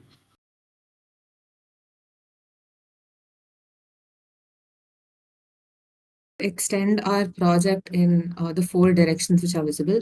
So the first one would be to conduct ablation studies. So an ablation study refers to how we would systematically test which pieces of our setup actually matter, whether it's the augmentation or the weight parameter or the batch size.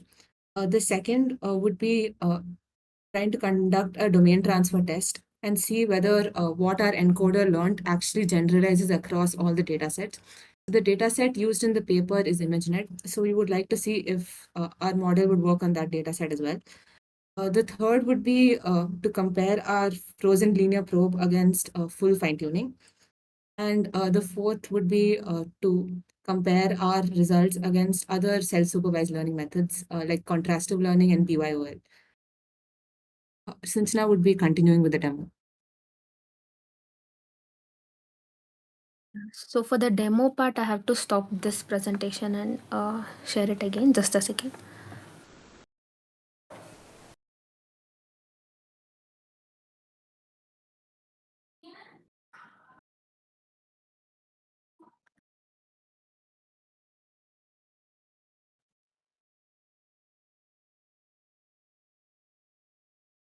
So yeah, so for the demo part, we have built this very basic UI structure. It's very basic, by the way, but yeah, we can basically drop or upload any image here, and I'll be uploading this image of a car. And so as you can see, the model has learned it has learned the each and every feature, so it is now trying to work on the loss functions, and then it will compare between all the classes that we had in STL10. So these were the 10 classes that we had in STL10, and the model is 98% sure that it's a car. So yeah, we can also try on other images as well.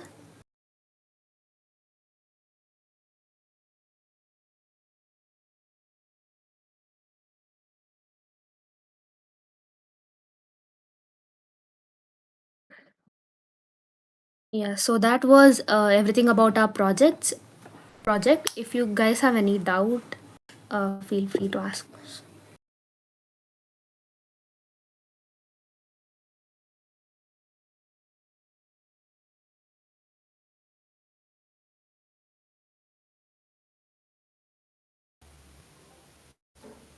Thank you so much, Team Twix. Of course, if we have any questions, we can take them in the chat. Now we shall proceed with Silicon.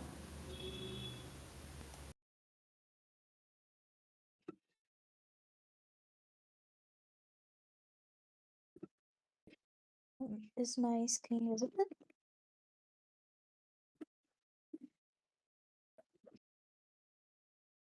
Yes, it is. You can go ahead. Okay. So, good morning, everyone. This is Team Silicon. I'm here with my co-mentee Kritika and Tisya, and we are under the mentors Suhas and Pranav. So, Silicon is just us exploring silicon artwork through synthesizable register transfer level simulation and open source tools. So, first question is, can a microchip draw art without a computer processor? So normally to get an image on a screen, the software code has to go through a whole chain of command, that is the operating system, the CPU processing, and the frame buffer or the RAM, and finally that comes to the display. But what Silicon aims to do is we skip all of that abstraction. What we turn is we turn our logic directly into physical circuits. So when the electricity flows through the chip, the math runs instantly, and this is how we get our display.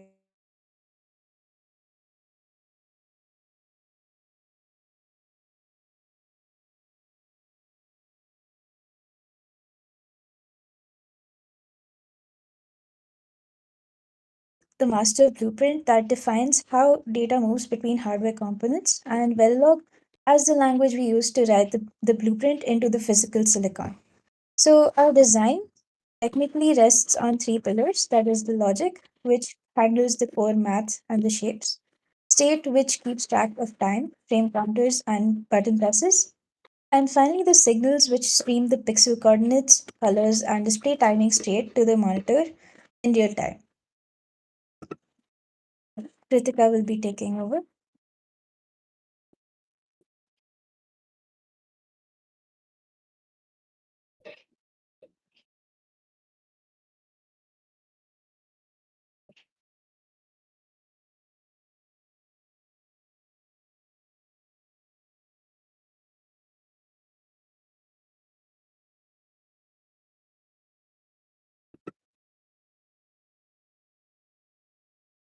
I think she's facing network issues because we're not able to hear her.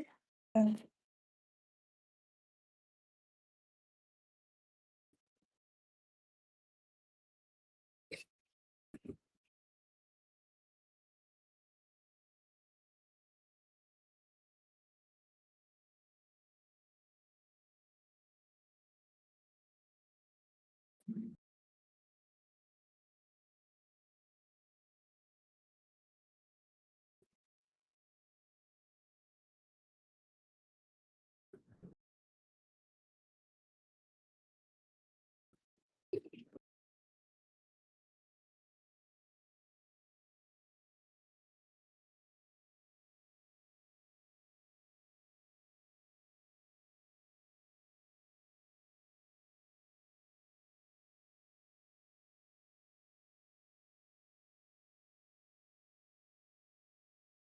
Am I audible? Yeah, you're audible.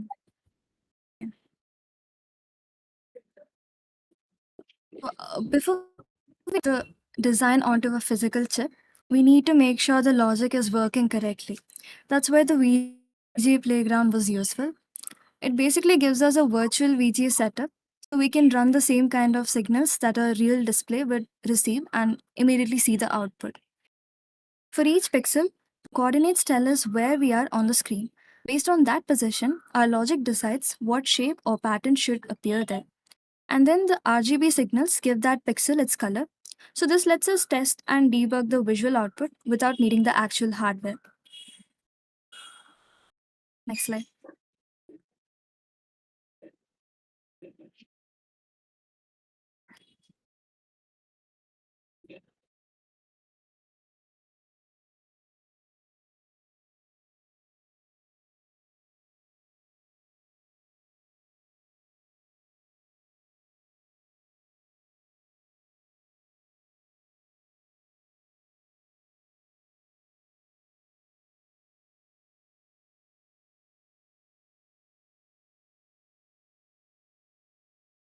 With the issue. Oh, okay, no problem. Did the slide move? Yeah, it's on the next slide. Okay. Before getting into the individual projects, these are some of the basic concepts used to build the graphics. First, there's shape and symmetry. The pixel coordinates can be transformed around a center point, which helps us create and repeat the geometry across the screen. Then we have the animation pulse. A frame counter keeps changing as the display updates, and that changing value can control things like size, movement, and color to create animation. The controller buttons add interactivity. A button press can instantly switch between different artwork modes or color palettes.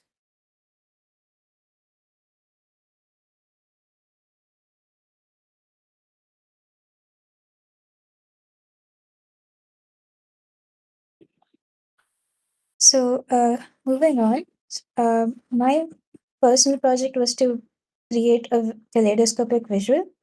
And to generate this complex visual, I didn't really build the whole image by scratch. What I did was I designed 1/8 of the design first, and then I simply let the hardware logic to uh, sort of replicate it into a symmetric pattern and create something like this. So, how this happens is by checking if a pixel is in the bottom half. The chip mirrors it across to create a four-fold symmetry, and then by reflecting the coordinates along the diagonal, which is by checking if y is greater than x, it folds the image again to create a full eightfold symmetry. So that's how a tiny piece of math multiplies into a full screen mandala. So finally, the static graphics are cool, but I wanted the kaleidoscopic to actually move. So to bring it to life, I built a hardware frame counter. As the chip draws pixels line by line, it constantly checks if a full screen frame is complete. So as soon as this finishes the drawing, it increments the counter. So this particular counter value is like fed back into the pattern equations as a motion offset, and this causes the geometry to ripple and shift continuously across the screen as it's visible here. So to wrap things up, this is how my final code looks like. So as you can see, as I shift the buttons, there's different designs that show up on the screen. And if I press on 3, it goes really fast. If I press on 5, it pauses the design. So moving on to Kritika's design. Yes, moving on to my project, which is evolving tile pattern animation. Starting with the first stage, we have the triangle animation. The triangle is generated using the pixel's position relative to the center of each tile. A frame counter keeps increasing with every frame, and that value is used to control the triangle size. First, the size increases until the triangle reaches its maximum, and then the size repeatedly goes up and down to create the pulse. The drifting effect, the pixel's horizontal coordinate is shifted before finding its position inside the tile.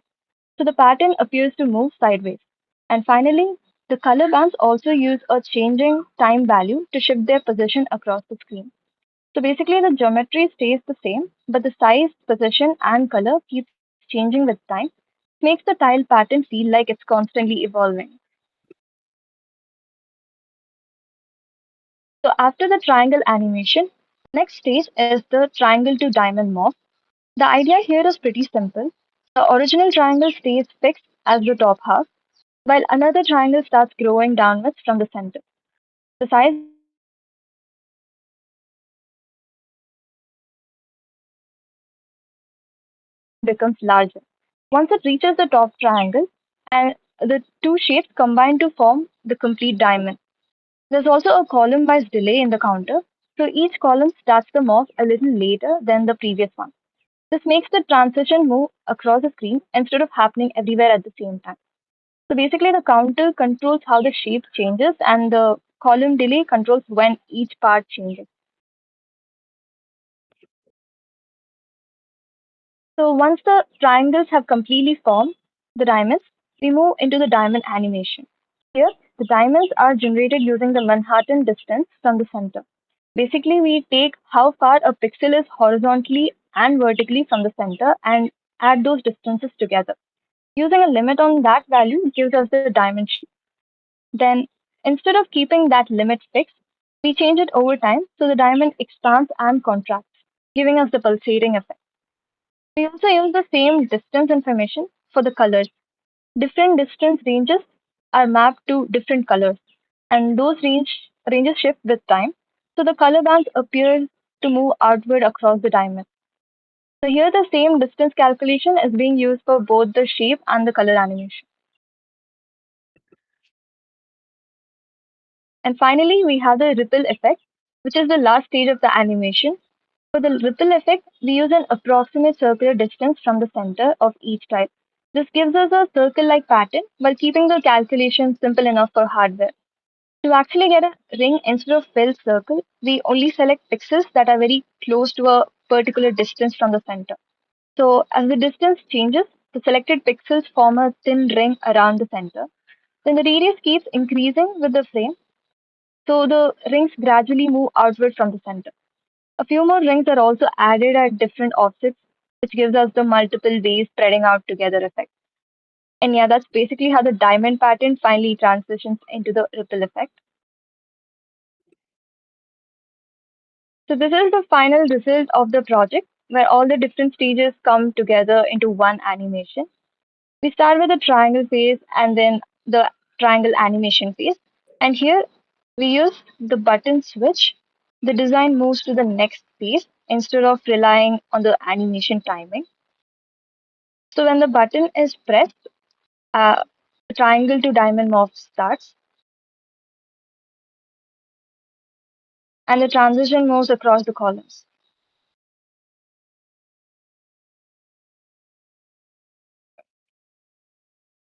Yeah, as you can see. So diamonds are formed. They have their own animation with the expanding and contracting effect, and then the moving color bands.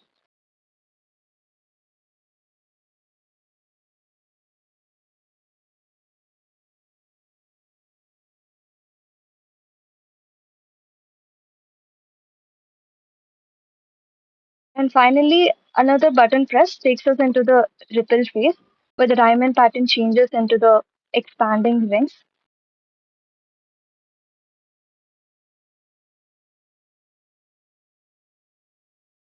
So the button basically gives us control over the different stages, while the frame counter handles the continuous animation within each state. And yeah, that's complete evolving tile pattern animation. So, to wrap things up, this is our future scope, bringing our codes to actual silicon. So, how does a Verilog actually leave the screen and turn into a physical silicon? It basically follows this ASIC tool flow, as we can see here. So, we start off by writing a register transfer level design, running simulations to test the math, and then debugging any issues that we face. Once it works perfectly, we synthesize the code, turning the logic into an actual circuit blueprint. And then finally, we use platforms like Tiny Tapeout. That blueprint gets sent off to a semiconductor foundry to be printed on a physical chip, taking our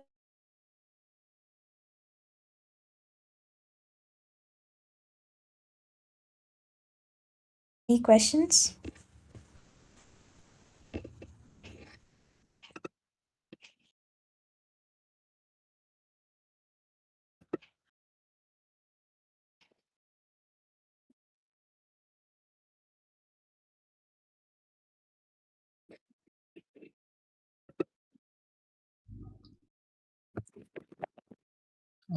Thank you. We can take the questions in chat. We can move ahead with graffiti. Sure. Thank you, everyone.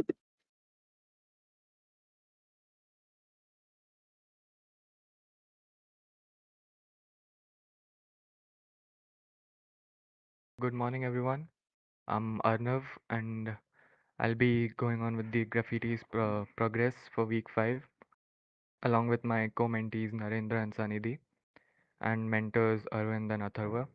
So, over the past few weeks, we have been looking at a fundamental question in graph learning, that is, how much structural information can a graph neural network actually capture? So, we have seen that traditional GNNs learn primarily through message passing, where each node aggregates information from its neighbors and processes it layer by layer. But we also encountered many limitations in the previous weeks with respect to GNNs. So that led us to a different approach, that is the graph pattern machine, or a GPM. So what happens there is, instead of treating the graph purely as a collection of local neighborhoods, GPM explicitly samples random walks as structural patterns around nodes. These patterns are then encoded individually, and a transformer can learn which of those patterns are actually important for the final task. So basically, rather than asking only what information exists in my immediate neighborhood, the NGPM asks and answers what structural patterns occur around this node and which of these patterns are useful for representing the graph. So this week we move from understanding that the idea theoretically to actually implementing and testing the NGPM pipeline on many real world graph classification problems.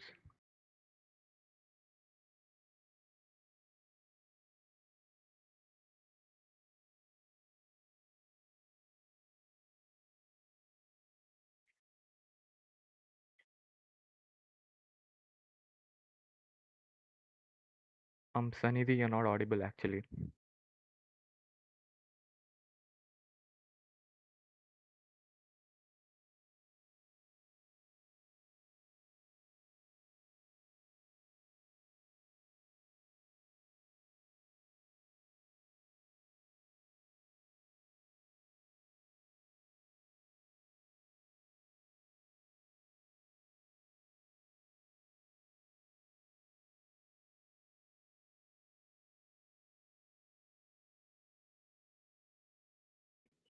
Hello, am I audible?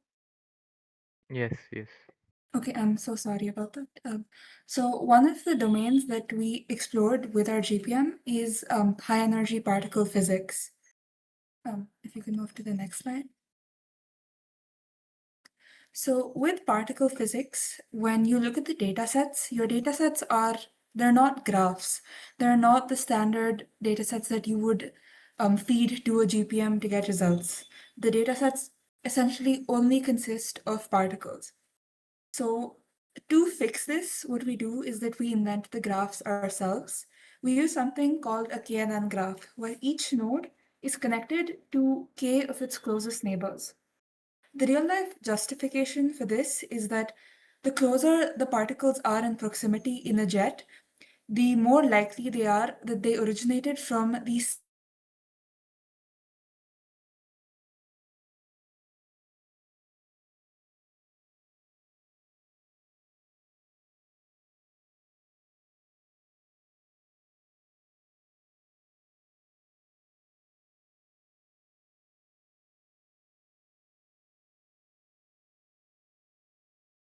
into our regular GPM pipeline. So what we had to add here was a graph builder, and after that it essentially works the same as any other GPM would. Next slide. So to test this, we use two main data sets. The first is the CERN quark gluon dataset. So in this dataset, you have two classes. You have jets that that originated from a quark versus jets that originated from a gluon. And we also used the CERN Atlas Higgs dataset. This essentially works where when you get signals from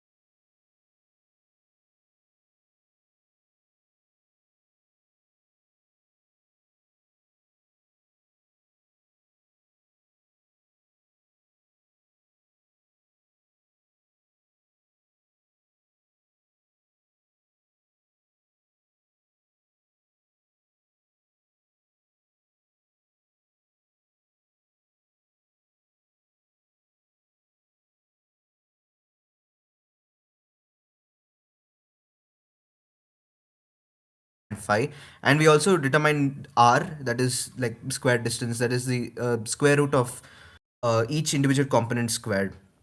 So that gave us an edge information which made sure the entire graph was able to add the approximal positions for each of the particles in the jet stream, which did decrease accuracy a bit, but it was able to increase its score classification, or the classification for each of the features that, so each of the rows that we have given in the data set.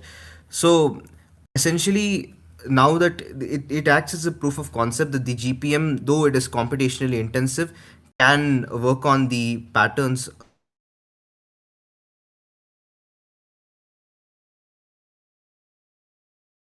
C is able to detect the signals compared to the original GPM architecture. So could you move on to the next slide?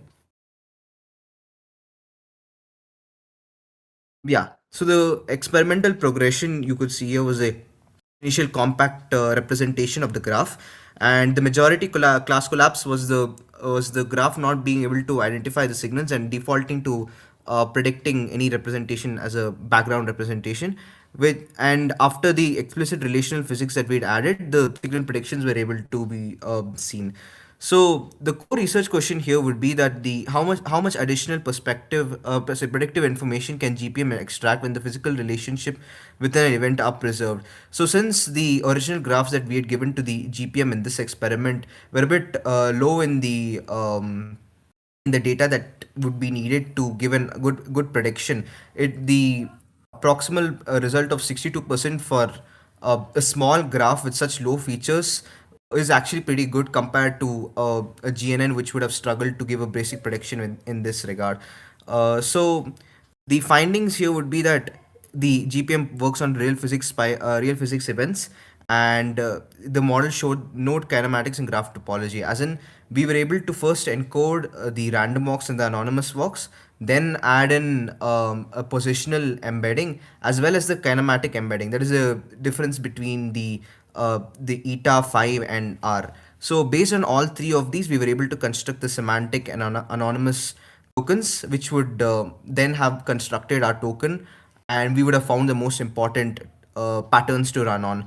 Thus, the NGPM architecture was able to give good results, actually good results for a small data set.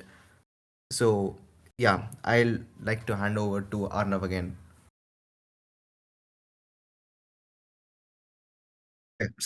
So, the takeaway and the next steps here were we validated the entire GPM architecture, the graph builder, and for the next steps, we would want to scale the training data. Since we just started with 1,000, in this experiment, we started out with 1,000 jets for the training and 250 for validation and 250 for testing, and then the switching the pattern encoder, since from like the anonymous walks used a GRU that was in line with the canonical paper, and we would also probably switch it over to the transformer to see what kind of a ablation study would be interesting for further research direction in that area. And also sweep in lambda. So the lambda is essentially a weighing parameter that is used to determine the weight for how much the anonymous encoding or just the local substructure, i.e. the graph topology, should represent for future conditions. Here we could run a sweep of the lambda, or we could make it a learned parameter which would come in the future scope, and we would have to increase the patterns per particle or the features per particle. So for the next experiment, I'd like to hand it over to Arnav. Thank you. Right. So the next experiment that we did was the IMDb binary graphs. So basically, what happens here is we evaluated it on different application domains, and the main reason why we went for the IMDb binary graph that because it gives graph level classification and it is homogeneous, and more importantly, the IMDb binary doesn't provide any node features, and that is actually useful for experiment because it forces the model to rely primarily on the structure of the graph rather than like simply learning from the predefined node attributes. This is also a good setting for testing the core idea behind the NGPM. That is, we can extract useful structural information by looking at the patterns within a graph. So what how distinct it is like from conventional GNN is that information is mainly propagated through local neighborhood in a GNN, whereas the problem is local aggregation can sometimes lead to distinguished graphs that have similar local structures but differ in their larger structural patterns. So this is the dataset analysis of the IMDb binary. So here basically it consists of 1,000 graphs with an average of approximately 20 nodes per graph and a maximum of 136 nodes. So the graphs have an average of around 193 edges, which is actually a relatively small number, but they're very well connected. We also did a validation test on the data set that gave us these numbers. So most importantly, yeah, I've covered that. So on the test that we run, we measure the number of unique anonymous patterns also at different walk lengths, say 3, 5, and 7. Um, I selected a walk length of 7 as a practical compromise between capturing the structural patterns and keeping the computational cost manageable. So overall, the IMDb binary is not necessarily a large data set in terms of number of nodes per graph, but it provides enough structural variation to make it a reasonable first-hand real-world test case for an NGPM. This is the architecture of the neural graph pattern machine. So summarizing this architecture is basically uh, the graph to patterns patterns to node representations, then node representations further to graph representations, and then finally where the classification happens. Right. So the results, coming to the results and validating the implementation. Um, Before looking at the classification performance, we made sure that the implementation was actually working. So we did that by an end-to-end pipeline validation, where we individually tested each tokenizer, encoder, identifier, and the classifier. So for example, a graph contains 20 nodes producing 60 sampled patterns, which were converted into 20 node representations, then aggregated into a single 128 dimensional graph representation, and then finally passed to the classifier. So so the learning validation here, the main issue with the IMDb binary was that it doesn't provide node features, right? So the initial accuracy was around 50% and the loss stayed around 0.693. That represents the binary classification, random binary classification error. So to address this, we introduced degree-based structural embeddings. So instead of relying on arbitrary node IDs as semantic information, the model receives structural information as the degree of each node. Then we also performed a control experiment where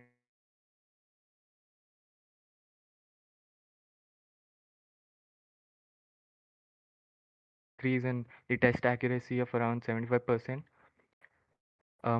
And the purpose of this control experiment was to check whether the model was actually capable of learning and whether the training pipeline was functioning correctly. So the key takeaways from here is to first is the pattern extraction is working correctly. So our analysis showed that longer random walks expose increasingly diverse anonymous structural patterns. And second, NGPM can operate without original node features. So we introduced a degree-based structural information as the initial structural signal. The third here is a complete NGPM pipeline is operational. So you're right, we tested each case individually. So, and fourth here is learning is not generalization. So the control experiment showed that the model is capable of learning. However, learning the training example is not same as generalizing them to like testing dataset and unseen graphs. So the next steps from here, from this point, would be comparing it against a baseline GNN that actually provides an advantage over standard neighborhood aggregation. Also want to perform a few ablation experiments, for example, like comparing anonymous patterns alone, structural information alone, or like combination of both of them. Yeah, and finally, we can also experiment with parameters such as walk length, number of walks, and other aggregation strategies.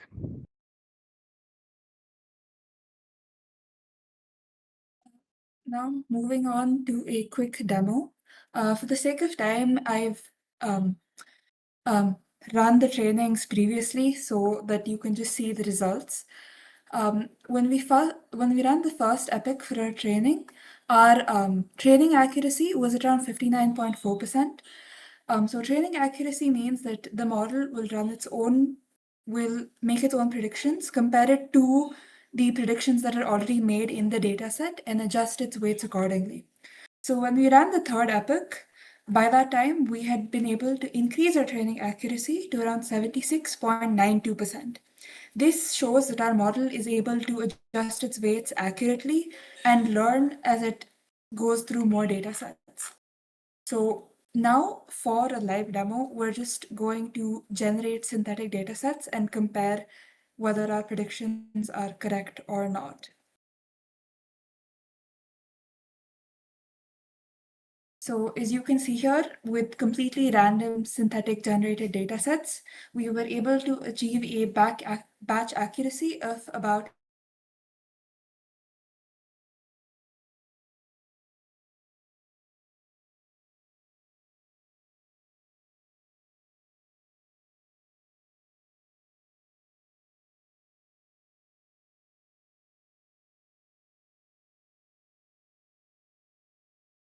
and batch accuracy. So this is just a reference as to how it works.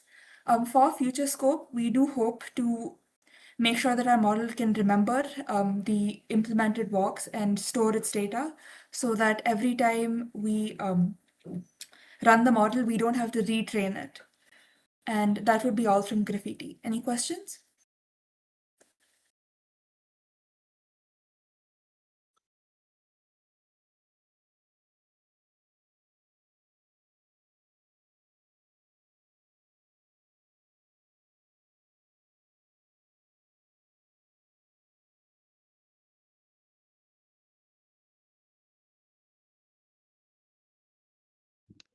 Okay, I'm guessing there are no questions. If there are, you guys can put it in the chat and the team will get to you. So, this brings us to the end of our final review and officially the end of Delay 5.0. Thank you to our mentors and mentees and everyone who took the time to contribute throughout these 5 weeks. It's been a great learning experience to me and hopefully to everyone else. And we hope to carry this forward and keep working on what we've built. Thank you, everyone, for your time, feedback, and support through Delay.